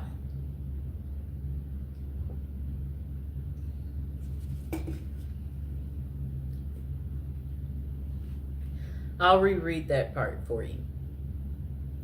The pair had even got engaged at the prison. He saved up from his $1.81 an hour prison call center job to buy her a ring off Etsy. But the relationship, it ended abruptly when Benny found other companions online. Wow. Even in prison, they cheat and they're greedy. Just why do women fall for imprisoned men? According to Dr. Fred Berlin, director of the Johns Hopkins XXX and Gender Clinic, there tends to be this trait of intense mothering in prison wives, writes Greenwood. I think these women tend to be very nurturing. They have a sense of wanting to be caring for someone else, and men in prison, for obvious reasons, are quite needy. But not every prison wife goes into a pen pal relationship looking for love. Sheila Rule, a longtime foreign correspondent for New York Times, met Joe Robinson while doing volunteer work for a prison ministry. She was corresponding with more than a dozen inmates when a compelling letter came from Robinson, an East New York native serving 25 years for murder. Now, I have to look at this close up. I guess she was really lonely too. Okay, I'm looking at them. Oh, how are they in bed together? They must. She must spent that one weekend day with him. This is funny. He has on regular clothes. Let me show the picture. Yep, she met him during her volunteer. Okay, so look. That lady I showed you, Sheila, a longtime foreign correspondent for New York Times, met Joe Robinson, the guy that you saw there, while doing volunteer work for a prison ministry. She was corresponding with more than a dozen inmates when a compelling letter came from Robinson, an East New York native serving 25 years for murder. As a pen pal, he was looking for a young lady, and Rule, who had been married twice, was in her 50s, 20 years his senior. She let him down and flat out told him that she couldn't be his companion but could be his friend. For a year, the two exchanged letters that were deeply vulnerable but very flirtatious. In 2003, he convinced her to visit him in person, where the relationship switched from friendship to romance. And they wed in 2005. That's 2 years later after he convinced her to visit him. They've now been married 15 years, 12 of which Robinson was in prison. She says the marriage is happy and familiar like an old shoe. That's so funny. Like, it's like a shoe. Still, Rue initially told few people about the relationship. When she decided to tell a friend she thought was progressive, the friend asked how she could be with someone charged with murder. I'm not marrying Joe's past, she told the friend. I'm marrying the person he's become. Do you like her excuse? So that's the end of Terrible Crimes. How it couldn't stop these ladies from marrying men behind bars. I hope you guys liked the video. Don't forget to like and subscribe. Let me know, are you enjoying the prison series? Is it very lovey-dovey? Is it giving you the romance that you seek in your life? And if you are enjoying it, let me know in the comments below. All right. Okay, welcome to episode 28 of our prison series. What are the best things about prison? So this person said on Valentine's Day in 2022, they was diagnosed, I guess, with breast cancer and not expected to live 5 years. Then they said they had medical blah, blah, blah, blah. I'm skimming through it. Okay, so at 2 a.m. in the morning, she was like, she's shackled and handcuffed to 2 other women and led to the bus that takes 50 of them to the courthouse. At the courthouse, we're put in a huge, dirty concrete room with one open toilet. The girls called it a dungeon. The cuffs come off, but the shackles stay on. We're up all night, some sitting, some pacing despite the shackles, even some trying to sleep on the cold concrete. It's a miserable night. 50 women talking, praying, waiting for the dawn. They're shivering. At 7 a.m. when the guards start yelling names, we are frozen, stiff, and exhausted. They're going to court to face really hard decisions, and they're worn out before they start. And she's like, she's worn out too, but she's not going to court. And she's going to have her breast cut off. But no one calls her name. She said she waited all day. She's cold. She's scared. And one-sided conversations with God. Okay, so where is she going with this? Okay, so a long time later, she's like, she wakes up in the jail. Her first thought is, oh God, you aren't done with me yet. 5 days of hospital vacation, a real bed, pillows, and 3 meals a day. She liked that part. Imagine how grim life is when you think hospital food is fabulous. Finally, it's back to jail, she said. The girls are waiting. For 5 days, no one has touched me but the surgeons with their knives and the nurses with their needles. At the jail, the girls break the rules and hug me because I've lost 28 lymph nodes. The surgeon has ordered a pillow because I'm at high risk of lymphedema and I need a pillow to protect my arm. Order denied. No pillows allowed in jail. We all feel helpless and they leave me alone. A few hours later, they come back with their own order. Close your eyes, Sue Ellen, and hold out your hand. When I do, I feel something soft. She must have got a pillow. I look to find the most beautiful pillow I've ever seen. The women contributed their precious supplies of Kotex. Okay. Okay. Okay, so they gave it a designer look. At the darkest time in her life, drug addicts, prostitutes, and murderers looked after her and she will never forget them. All because she got sick. Isn't that interesting?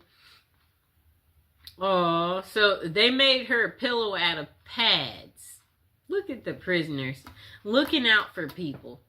The most beautiful pillow I've ever had, completely against the rules. I hid it under my mock every day for 2 months.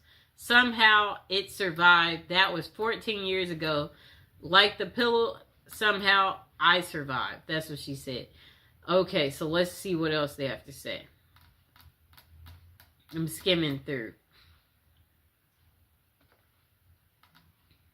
Okay, so another person said the best things is the mental health services. Prisons may provide access to mental health support, including therapy, counseling, which can be crucial for those dealing with issues like addiction and trauma.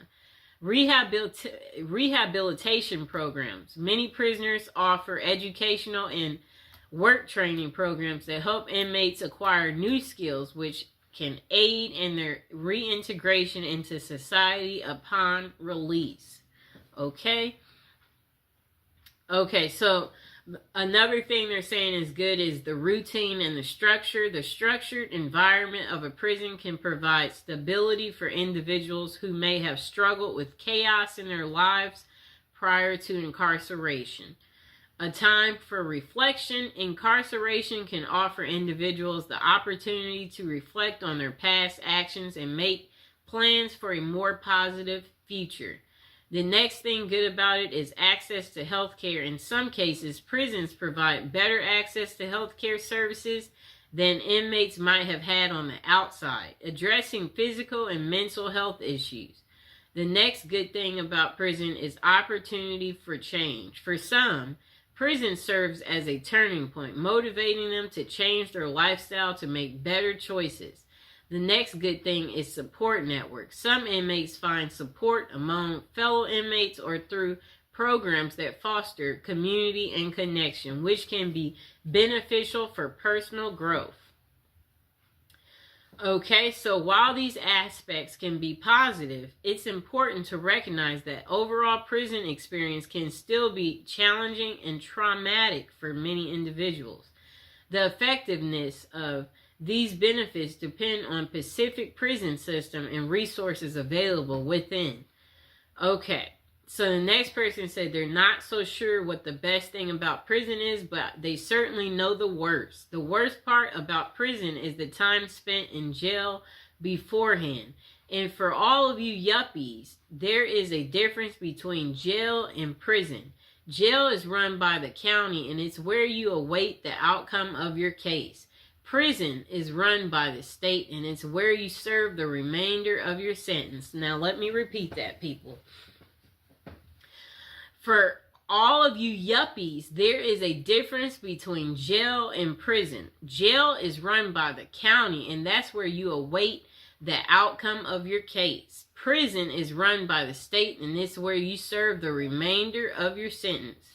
Jail is where your buddy Dave spent that month after failing to pay alimony, where your cop friend Paul had to wait for 60 days after beating his wife. You remember Paul, don't you? He's the one who used his connections to get that expensive lawyer and got off because the detectives failed to photograph her bruises.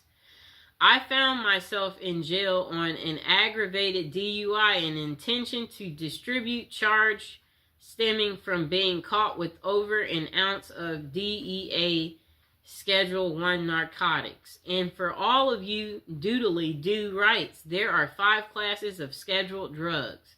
One is the worst, and I'm not talking about marijuana. For some reason is still on Schedule 1 list despite being legalized for recreational use in many states. I'm talking about the first one on the list, a big boy drug. It's best enjoyed intravenously, whatever that means. So anyways, I was picking up a 2-week personal supply of products because I just cashed a few checks I got for Christmas, and I thought I could make 2 weeks worth of drugs last 2 weeks. One of the very few mistakes I've made in life. Well, anyways, of course, I had to sample the product before returning home. And then he said he had to make sure the quality was good and sure he got a little bit more than his significant other was waiting, sweating. And then let's see what else he said. Quality was up to par. Thank you, homie. Hook up in the Mexican mafia. So I started to drive back. His vision began to fade as a bright light overtook his vision. However, it was not a meteor or comet, but rather the onset of oxygen deprivation. Okay? Time escapes him for the next few hours or seconds. A millennium passes each time I close his eyes. He says he sees a loved ones, the future, and memories. Okay, so let's get to the point, person. Okay. I don't really get what he's saying there, so let's see what else we find. Okay, so I guess he gets woken up by the cops asking him where are the drugs. And the cops said they know he has drugs in the car. And he responded, huh? Before he nodded off again. Okay. Let's see what else they say.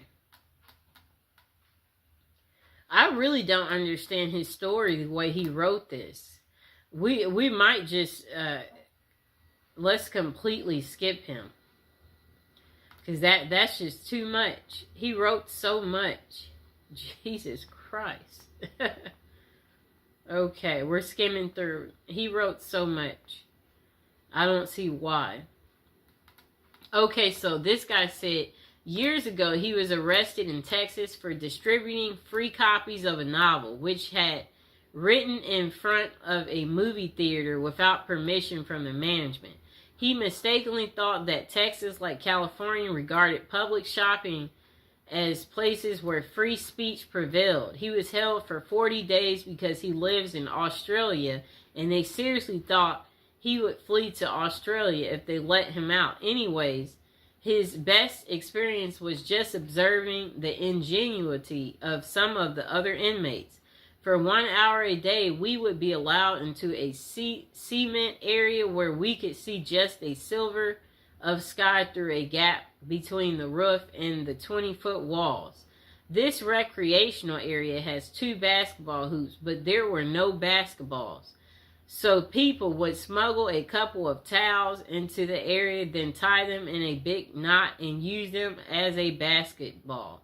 We couldn't bounce it, of course, but there were special rules, a little like netball in Australia. The towels were also handy in another way. Each day they were replaced, but we could always get away with taking a few threads out of each towel and save them up to create a little knitted cross. The white threads could be tinted from Kool-Aid, purchased from the commissary, and some of them knew how to make a kind 3-dimensional cross. I never learned how. Okay, so let's see. Get to the point. He was nicknamed Old School because of his age, but he's proud that he eventually did more push-ups without stopping than he ever done in his youth. Okay. I'm skimming through. He wrote a lot. He said his cell was the only one in prison not to have been disciplined for any breaches during 40 days that he was there. He learned this from the guards who took their TV and coffee pot simply to be mean, because he felt that we needed to be reminded of what might happen if we did break any of the long list of rules that they had. Oh, and I came to appreciate ramen noodles a lot more once I was introduced to them as prison popcorn, which prisoners would snack on without water when the coffee pot was taken away. I would love to meet some of those guys today, although I realistically expect that a lot of them would have continued to do things that got them thrown back into prison. That's funny. Okay, just a moment. And now would be a good moment to like, share, and subscribe. And comment below if you've tried prison popcorn. That's an interesting, I guess they make it out of ramen noodles. We'll have to get more into that to figure out how do you make prison popcorn. Sounds yummy, right? Okay. To find good things in prison, you might have to look pretty hard. If you can be optimistic in the real world, then you might be able to find some bright spots in prison. I made some new friends in prison. I met some truly good men. These are men that you would be proud to have as a neighbor and would feel secure at night, knowing they were right next door. I also met some of the most despicable excuses for humanity ever seen. But we're focused on the good today. I taught GED class for a while. It was pretty intimidating to get in front of a bunch of angry inmates and lecture about blah, blah, blah. Eventually, I got to be comfortable talking to this hostile crowd and lost my fear of public speaking. Last year, I applied for a job. The first interview was a interview that he normally would have been terrified, but thanks to his GED teaching experience, he aced it. Okay, let's see what else he has to say. I guess people get more creative in learning how to do things in prison, he said. Okay, let's see what else. Oh, he said he hopes you like to read because that's all you'll get to do. Plenty of it. After all, he said he found out he had become a more flexible person. Heck, he's eaten out of a trash can. And it must have been some, maybe, burger. Imagine if a cop throws a burger in the trash can and you've been eating crap every day and you see a little bit of a cheeseburger left over. You're like, that looks like it might be good. You might eat out of the trash for the first time. Interesting. Okay, let's see. Is there something else good? Okay, so this person said, this is what they like about prison. They have a roof over their head. You'll never be lonely ever again or want for company. Great if you like reading, as there's always a prison library. Okay? Free board, no rent, no mortgage. Heck, you can have a room for life if you want it. Although room is at the premium at the moment. Well, it has been for quite a while, and always they'll have a bed for you. Okay, so I like what he said. This is what he likes about prison: a roof over your head. They have a prison library for people who like reading. You'll never be lonely ever again. You'll always have company. Free board, no rent, no mortgage. They always have a bed for you. And 3 meals a day. I mean, I guess he's saying you can't beat that. They may not be great. It varies from prison to prison, but it's one of those things that cons say in England to their other fellow cons when discussing the merits of certain establishments that are dotted around the country. It'll be like, what? Blah, blah, blah, blah. You're never going to starve, and if you ain't feeling the food that day, cool, make tuna. And I've made some of the best curry I've had in prison. No bills, self-explanatory. Also, no stress of bills. You can lie in till you want. If blah, blah, blah.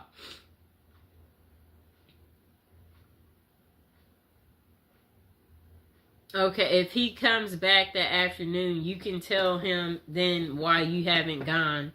I guess they have some type of work in prison that he's talking about. I didn't really understand how he wrote that. Let's see what else they say. Okay, so this guy said free gym membership. All year round gym membership can't be bad. All that getting fit you've been meaning to do, well, you've got no excuse now with a gym on your doorstep and half you pals trying to drag your butt down there. Okay? access to unlimited supplies. We won't get into what he's talking about there. Skimming through.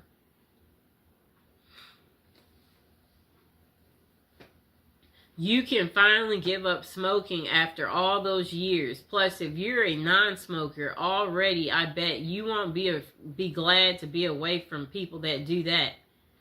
You worry less, he said. Everything is taken care of. Well, with all that, all the above, there's only one thing missing, I think.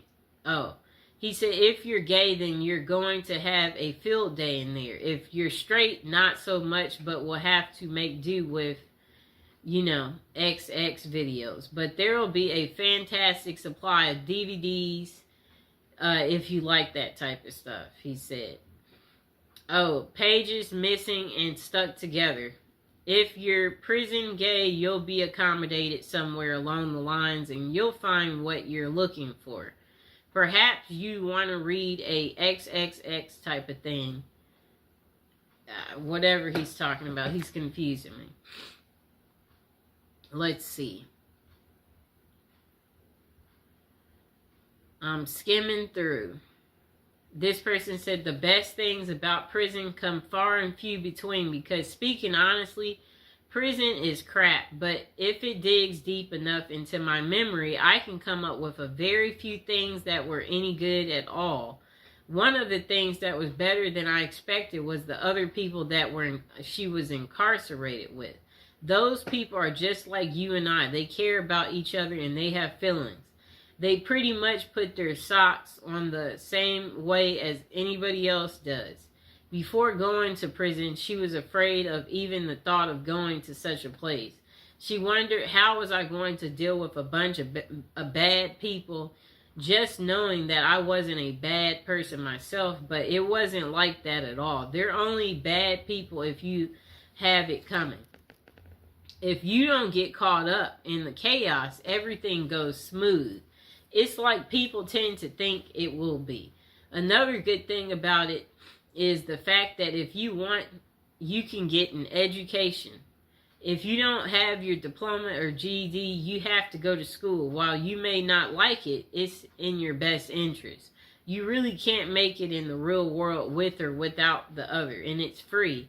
If you have your diploma or GED, you can learn a trade or get certified in a profession that you can use once you are released. So therefore, you aren't wasting your time sitting in prison. You are bettering yourself. Those are the few things that were good. I'm glad you didn't ask what was the worst thing about prison, because everything else was the worst. And there's so many things that there's worth mentioning. Okay, so this person said, let me start by saying I have never done time up the road, but I have done my time in county. This person said, I have been in jail in 8 counties each time with another handful of felonies. At least one violation of probation. And then this person said, let's see. They hate the thought of metal beds, the color of orange, bologna, and ramen. They said, they hate that you have no control over who you sleep next to, what you eat, what goes on in the outside world, and you even lose the ability to use the restroom at your own will.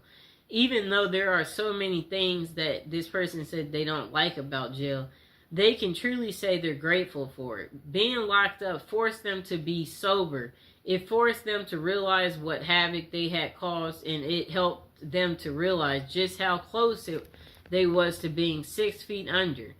They have fallen again and again each time they've stepped up out of those doors, but that is because they didn't want their life bad enough at that moment. They said they don't think there is an award-winning event in prison that they could label the best thing, but for them, the best thing was having time for themselves, having time to reflect on what got them in the orange outfit, having the ability to do nothing but read all day. I guess he makes it sound like roses. You just kick back, relax, pop out your book, talk about your book. Okay, so this person said there are many kinds of people in the world, and prison is perceived by different people differently. This person said they had good times inside. A lot of us did, but some guys hated it. The difference is whether you're ready to square up and be a soldier or whether you're going to sit there like a mama's boy crying on the floor. I don't know who, so I can only speak from my own point of view. A view shared by thousands and thousands of proper convicts throughout the USA. Also, there are prisons in other countries, which I know nothing. I can only read as American facilities. So this person said, education.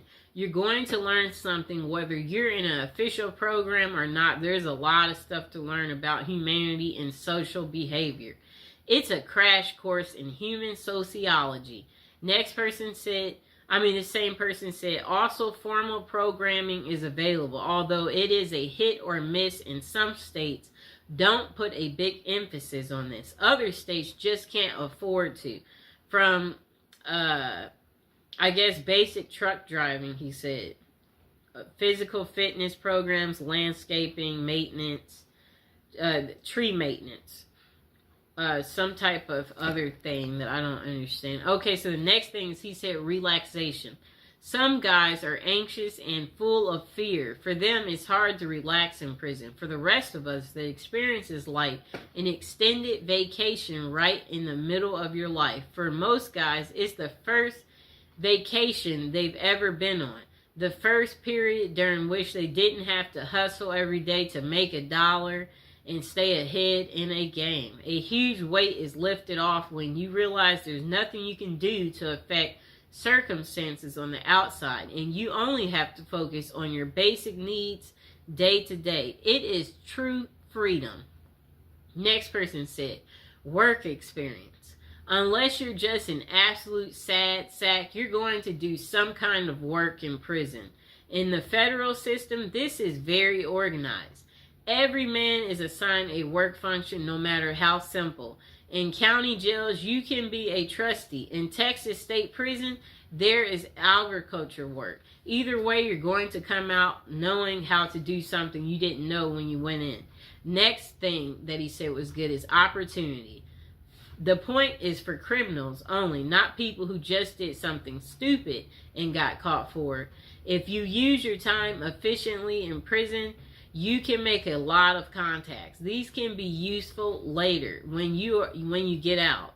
You can meet people in there who can make your life a lot easier once you're released. That is, if you expect to go back into the business you were in before you got there, this happened in his case. So then he said health. Facts are facts. And most guys go into prison addicted to drugs, and this is sad but true. In prison, it's hard to get drugs. You have to be really connected. You have to have a lot of money. Most likely, you're not going to get a lot of drugs when you're in prison. Therefore, you're going to be off the drugs possibly for the first time in your life. The positive effects on a person's health from this period of sobriety cannot be underestimated. Also, given the state of health care in the United States, this is the first exposure most inmates have to formal medicine at all. That's really pathetic, but at least in prison, you will see a doctor regularly, a dentist, an ophthalmologist, etc. Next thing is society. Chances are you need to reorganize your external society. This may involve getting rid of your girlfriend or ex-wife, getting rid of your friends, and getting out of the business you were in, and also may involve switching cities. Going to prison is going to upset all of your variables in this line. Therefore, your society will be reorganized for you by the experiences of going in. After you get out, you will be on parole or probation, and those guys will keep an eye on you so that you can at least start off trying to do the right thing. Here is a quote from the details concerning this question. I know that being in a prison is the worst experience one can have. This is absolutely not true. The worst experience you can have is watching your 8-year-old child die from leukemia and knowing there's nothing you can do about it. So try to keep things in perspective. The next person said, there honestly are no best things about prison, only less best things. Visits are nice to get, but it's expensive for family. It's often quite a trip, and it's only a couple few hours. It's bad, but it's better than not getting visits. To me, currently living in the aftermath of a 10-year sentence, they said they can attest to this fact. Prisons need to pay their inmate workers much better. Not because they deserve a bunch of money, though. It would reduce many forms of crime in prison, increase some others, like, let me see, like drug use, I'd guess, but that happens regardless. I don't know what he's talking about there. However, the biggest problem is this: we are not prepared. These people, they don't prepare these people for release in a couple of ways. So it says if they were able to get paid more and maybe even require a certain amount to be set aside in savings for release only, then it would be easier for inmates to get out and not immediately look to commit more crimes. They can pay for rent and food a while until they can find work, hopefully. Know what happens now? They get $200 gate money, a number that has not been fixed since the 1973. I wager today 200 is more like 26 back in 73. That 200 from 1973, about, I don't know what he means here. I guess he's just saying money is not worth the same as it used to be. He said if inmates were forced to engage in an economic system in prison where they have to budget and be frugal, they will be better able to get out even after long terms like mine and be economically wise, better able to care for themselves and their family without breaking the law. European prisons, some have this same ideal, but they put it into practice. There are countries whose prisons are set up like apartment complexes where inmates work their way to being able to work outside and make real money, buy things for themselves, save money for release, and practice pitching in being a real part of the gross national product, participate in the economy. So that's the worst. That prison does nothing to prepare people for their eventual release. That's all he had to say instead of all those details. He said it's depressing, trust me. It's really hard to find good work with a record. Okay, so he's saying when you get out. But now would be a good time to like the video, to subscribe. If you've been to prison, let us know in the comments below. Comment below. Let us know what you like about prison or what you didn't like. Or if you're going to be going to prison soon, go ahead, share your life experience. This person said, being in prison or jail is not a picnic. You're literally stripped of any creature comforts and given the most basic of needs. You no longer have privacy or rights. You're a criminal and you're treated as such. Still, it might be surprising to learn that while most people avoid jail like a plague, some find it to be better than life on the outside. You don't have access to family or friends, and if you don't have the right connections in jail, this means you don't have access to drugs. It's not an ideal place to detox, but some jails have programs that will medicate inmates so they are more comfortable during the process. This person said you get 3 meals a day, and for some people, this is a step up from not eating at all. Plus, they are all cooked for you, served to you, and you don't have to worry about the cleanup. While it might be a hassle to get there, some prisons have a really good medical team and can provide care to inmates they otherwise would not receive on the outside. You can enroll in programs, classes. They even offer to help people get their GED or teach a trade you can use on the outside.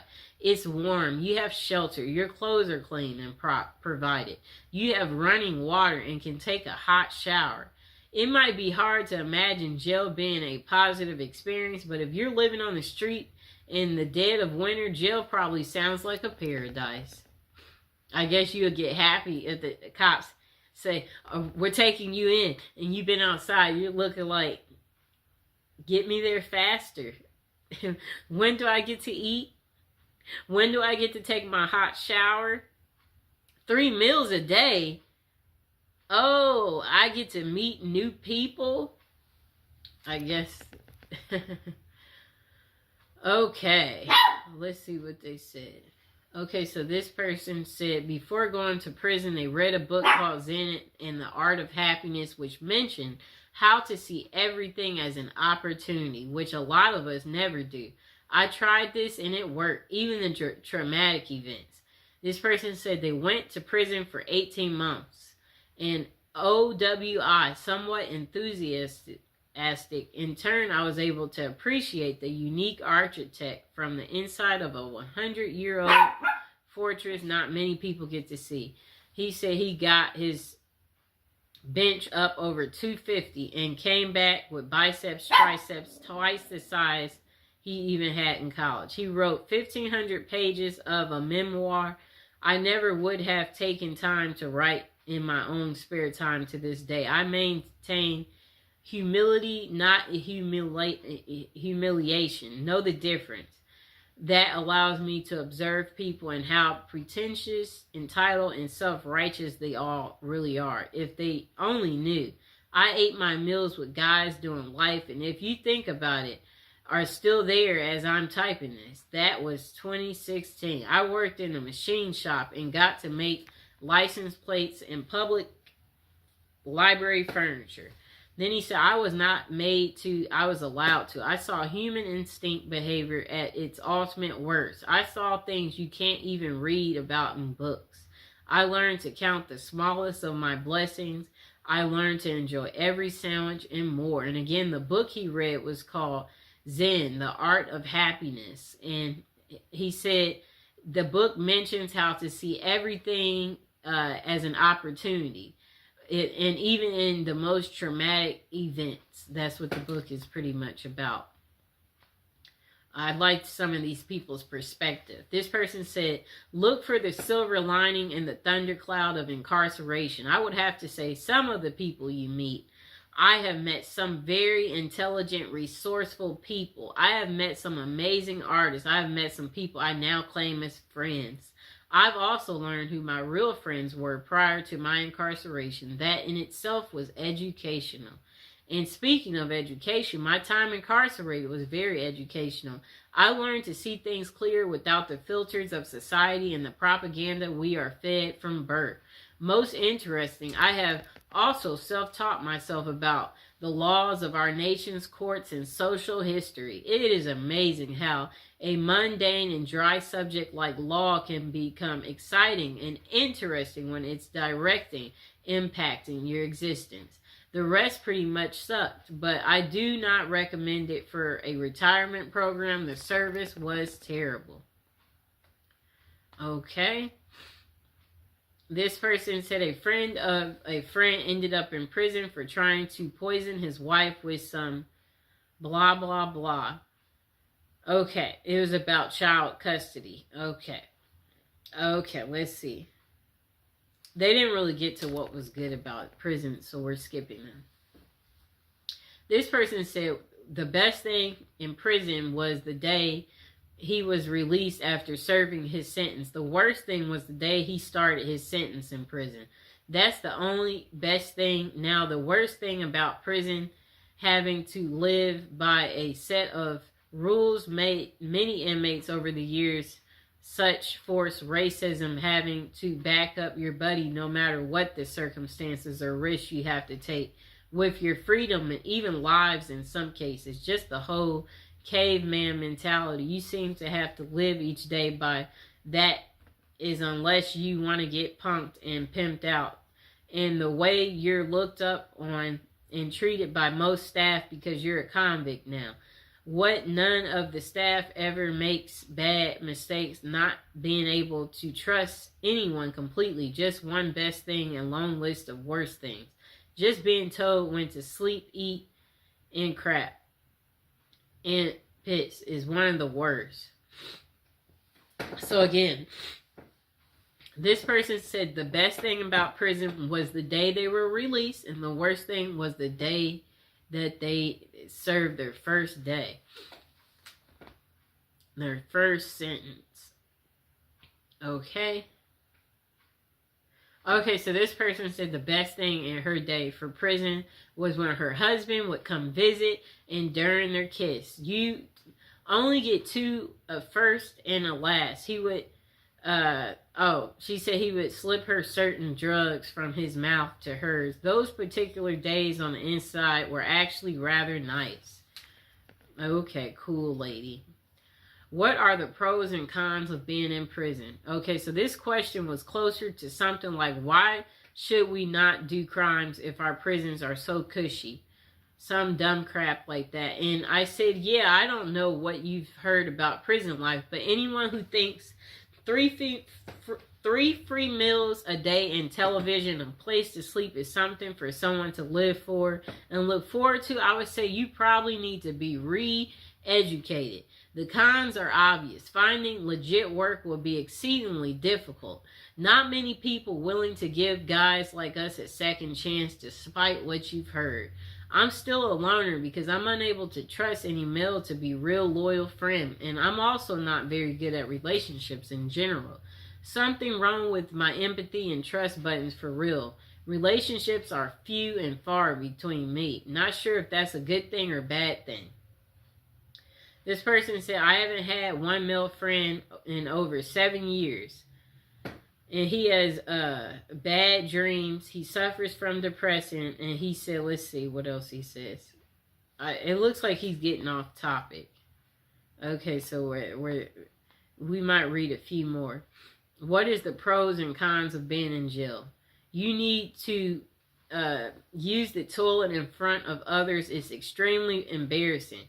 You can't use the toilet in peace because you need to flush the toilet every time you you let one out or drop, That's what this person said. Otherwise, something bad will happen to you.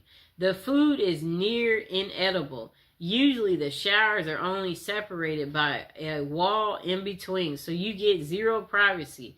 Everyone can see you. If you're really unlucky, your shower area is just one big open room. The uniform makes you feel worthless, and it also itches like crazy. Chipped your tooth? Are your gums bleeding? Dentistry in prison is garbage. Good luck with that. If you have, let's see what else he said. If you have longer hair as a man, your hair is shaven, buzz cut, and you end up looking like a soldier.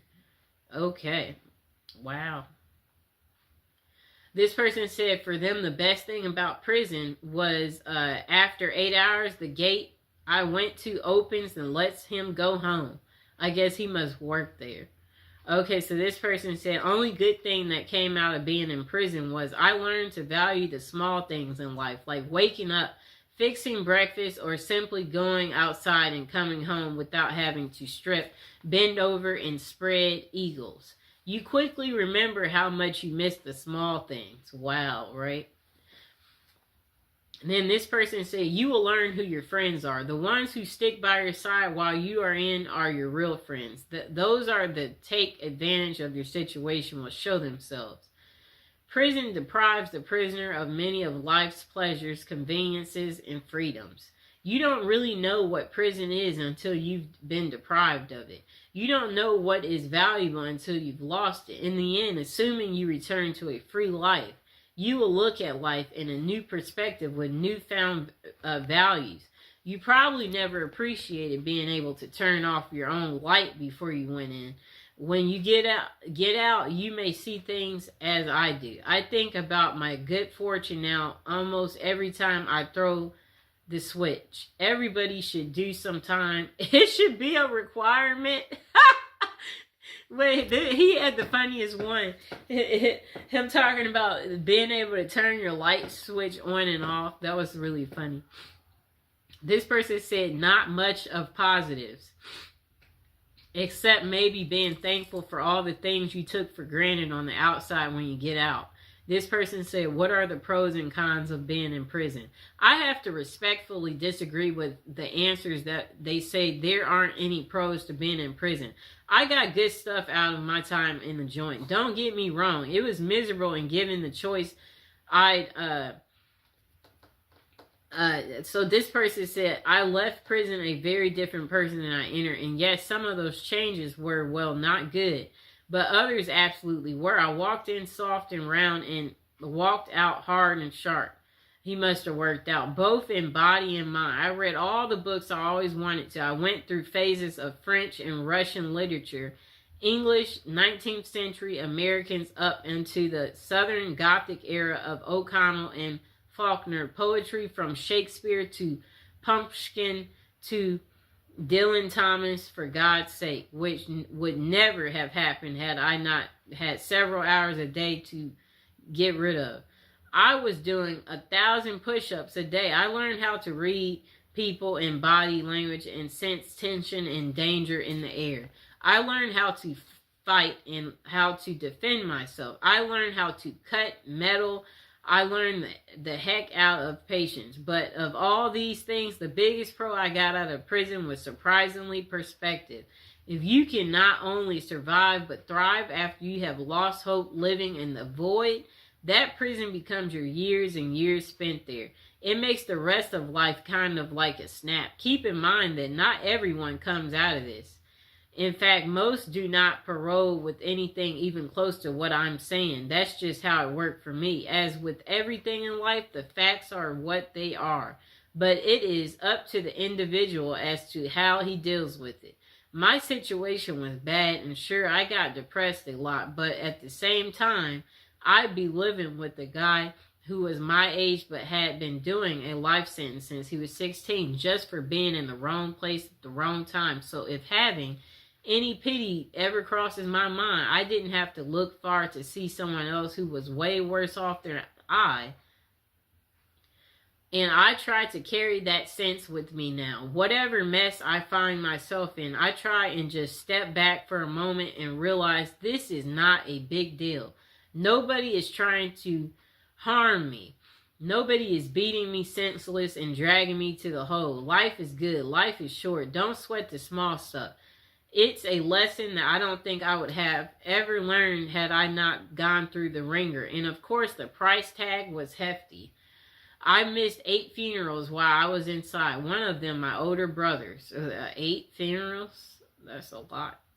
I still wake up screaming some nights, bathed in sweats from nightmares that I can't remember. I can get extreme anxiety around crowds of loud people, and the list of cons is long, and I feel that many of the others covered them pretty well, so I won't add to that. I just want to honestly assess and answer the question because it's hard for me to admit that this place, which I hate from the deepest depths of my soul, could have given me anything but pain and hatred.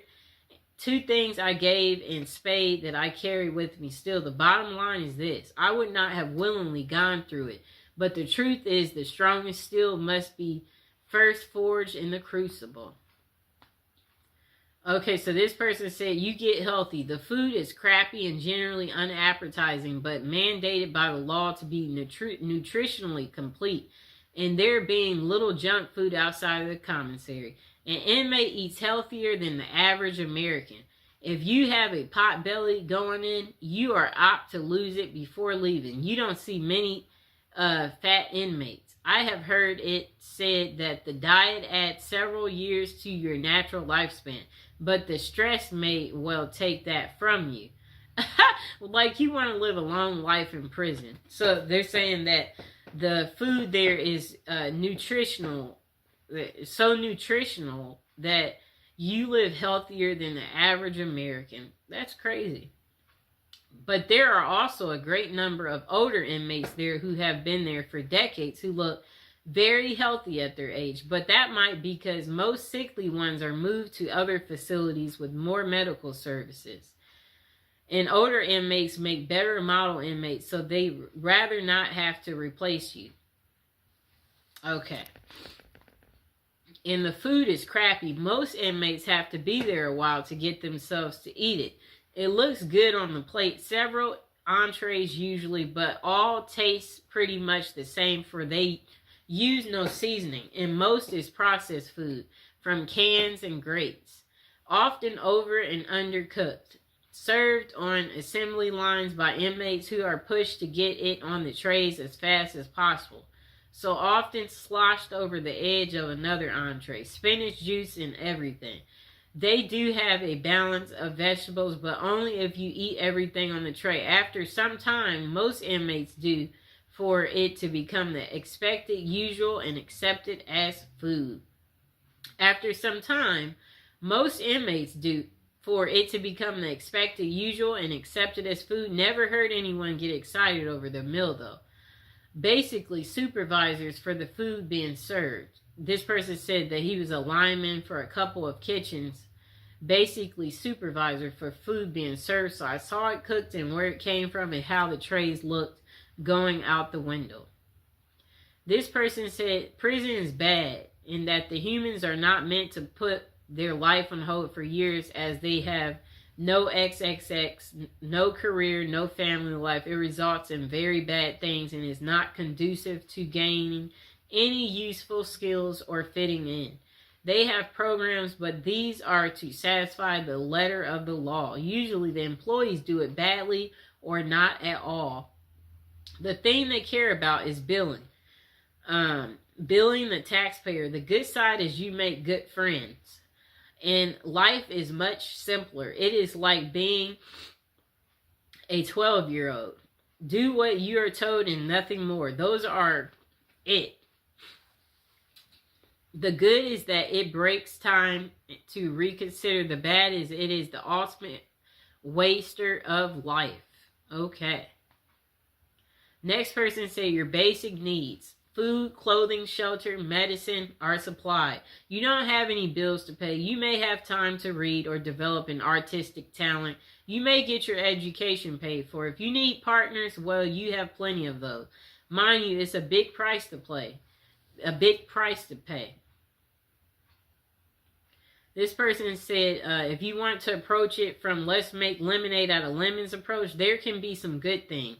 I know that I got mental health treatment I need. I got a chance to reassess what was important in life. I got to restore my relationship with God, and I got to learn how to deal with adversity.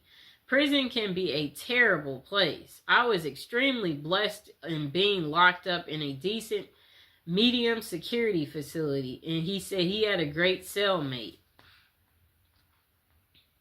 This person, what was their favorite prison experience? Let's see. I don't see what the way they wrote. They didn't make it so easy.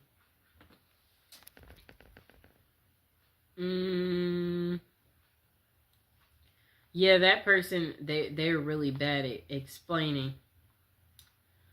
Okay, this person too. Okay, so the pros. This person said free food, you can shower, you have a bathroom 1 feet away from your bed, tons of people to talk to, your drug addiction, it will clean you up, you will learn lots of new stuff, free place to live if you're homeless, you are safer in jail than living on the street. Free health care, they got great doctors. I had a skin condition, and when I went to 4 doctors, they couldn't heal it. I went to jail. The doctor was able to tell me what's wrong. He gave me medicine. I was healed within 7 days. Con, lack of freedom. The food sucks. If you have a decent light on the street, you're going to hate jail. Okay? It's a crappy life. Jail can be a good thing for you, or maybe it'll be a wake-up call for you. This person said it depends on what prison you're in. If you are in a USP, which is a federal high security, you will be at times stressed out due to the politics, but you can work on your mental state and physical. The only 2 things I did was the respect is a huge factor, and I love that also the rec became at the yard. If we wasn't locked down, I went in and at 190 pounds, and in 3 years I was 210, solid muscle without all these vitamins and other crap that's in the free world. But the respect is something huge at the mediums. There's still respect, but people clown and get their butts crushed. You have time to work on yourself. At the end of the day, whoever does it, it's because they don't want to. Okay, and I believe we are at the end of our video, so now is a good time to like, subscribe, share the video, comment below. Did you like this long prison episode video that I made just for you about the good things about prison?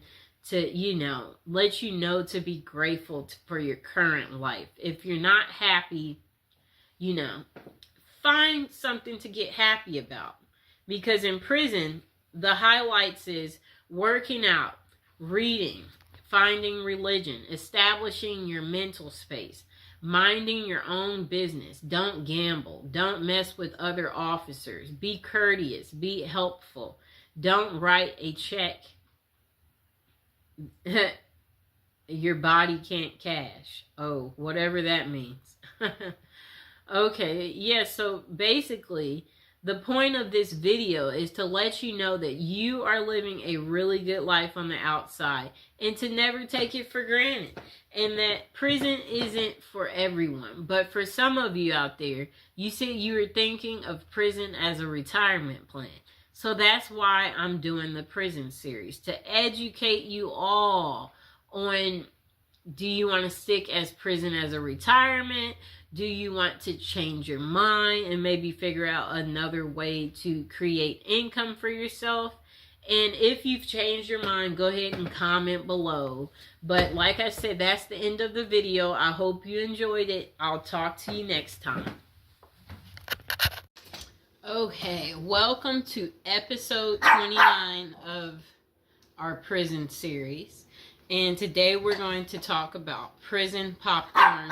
It's called Jailhouse Popcorn from Prison Raymond. Okay, come here, Mr. Fox. Jailhouse Popcorn from Prison Raymond adds intrigue to movie night by replacing traditional treats with surprisingly delicious movie snack made of Raymond. But the truly amazing part is the story behind the recipe and the terrifying off-screen drama that occurred during one particular prison movie night. The following story and recipe are excerpt from Prison Raymond. Movie night in prison was usually a big deal.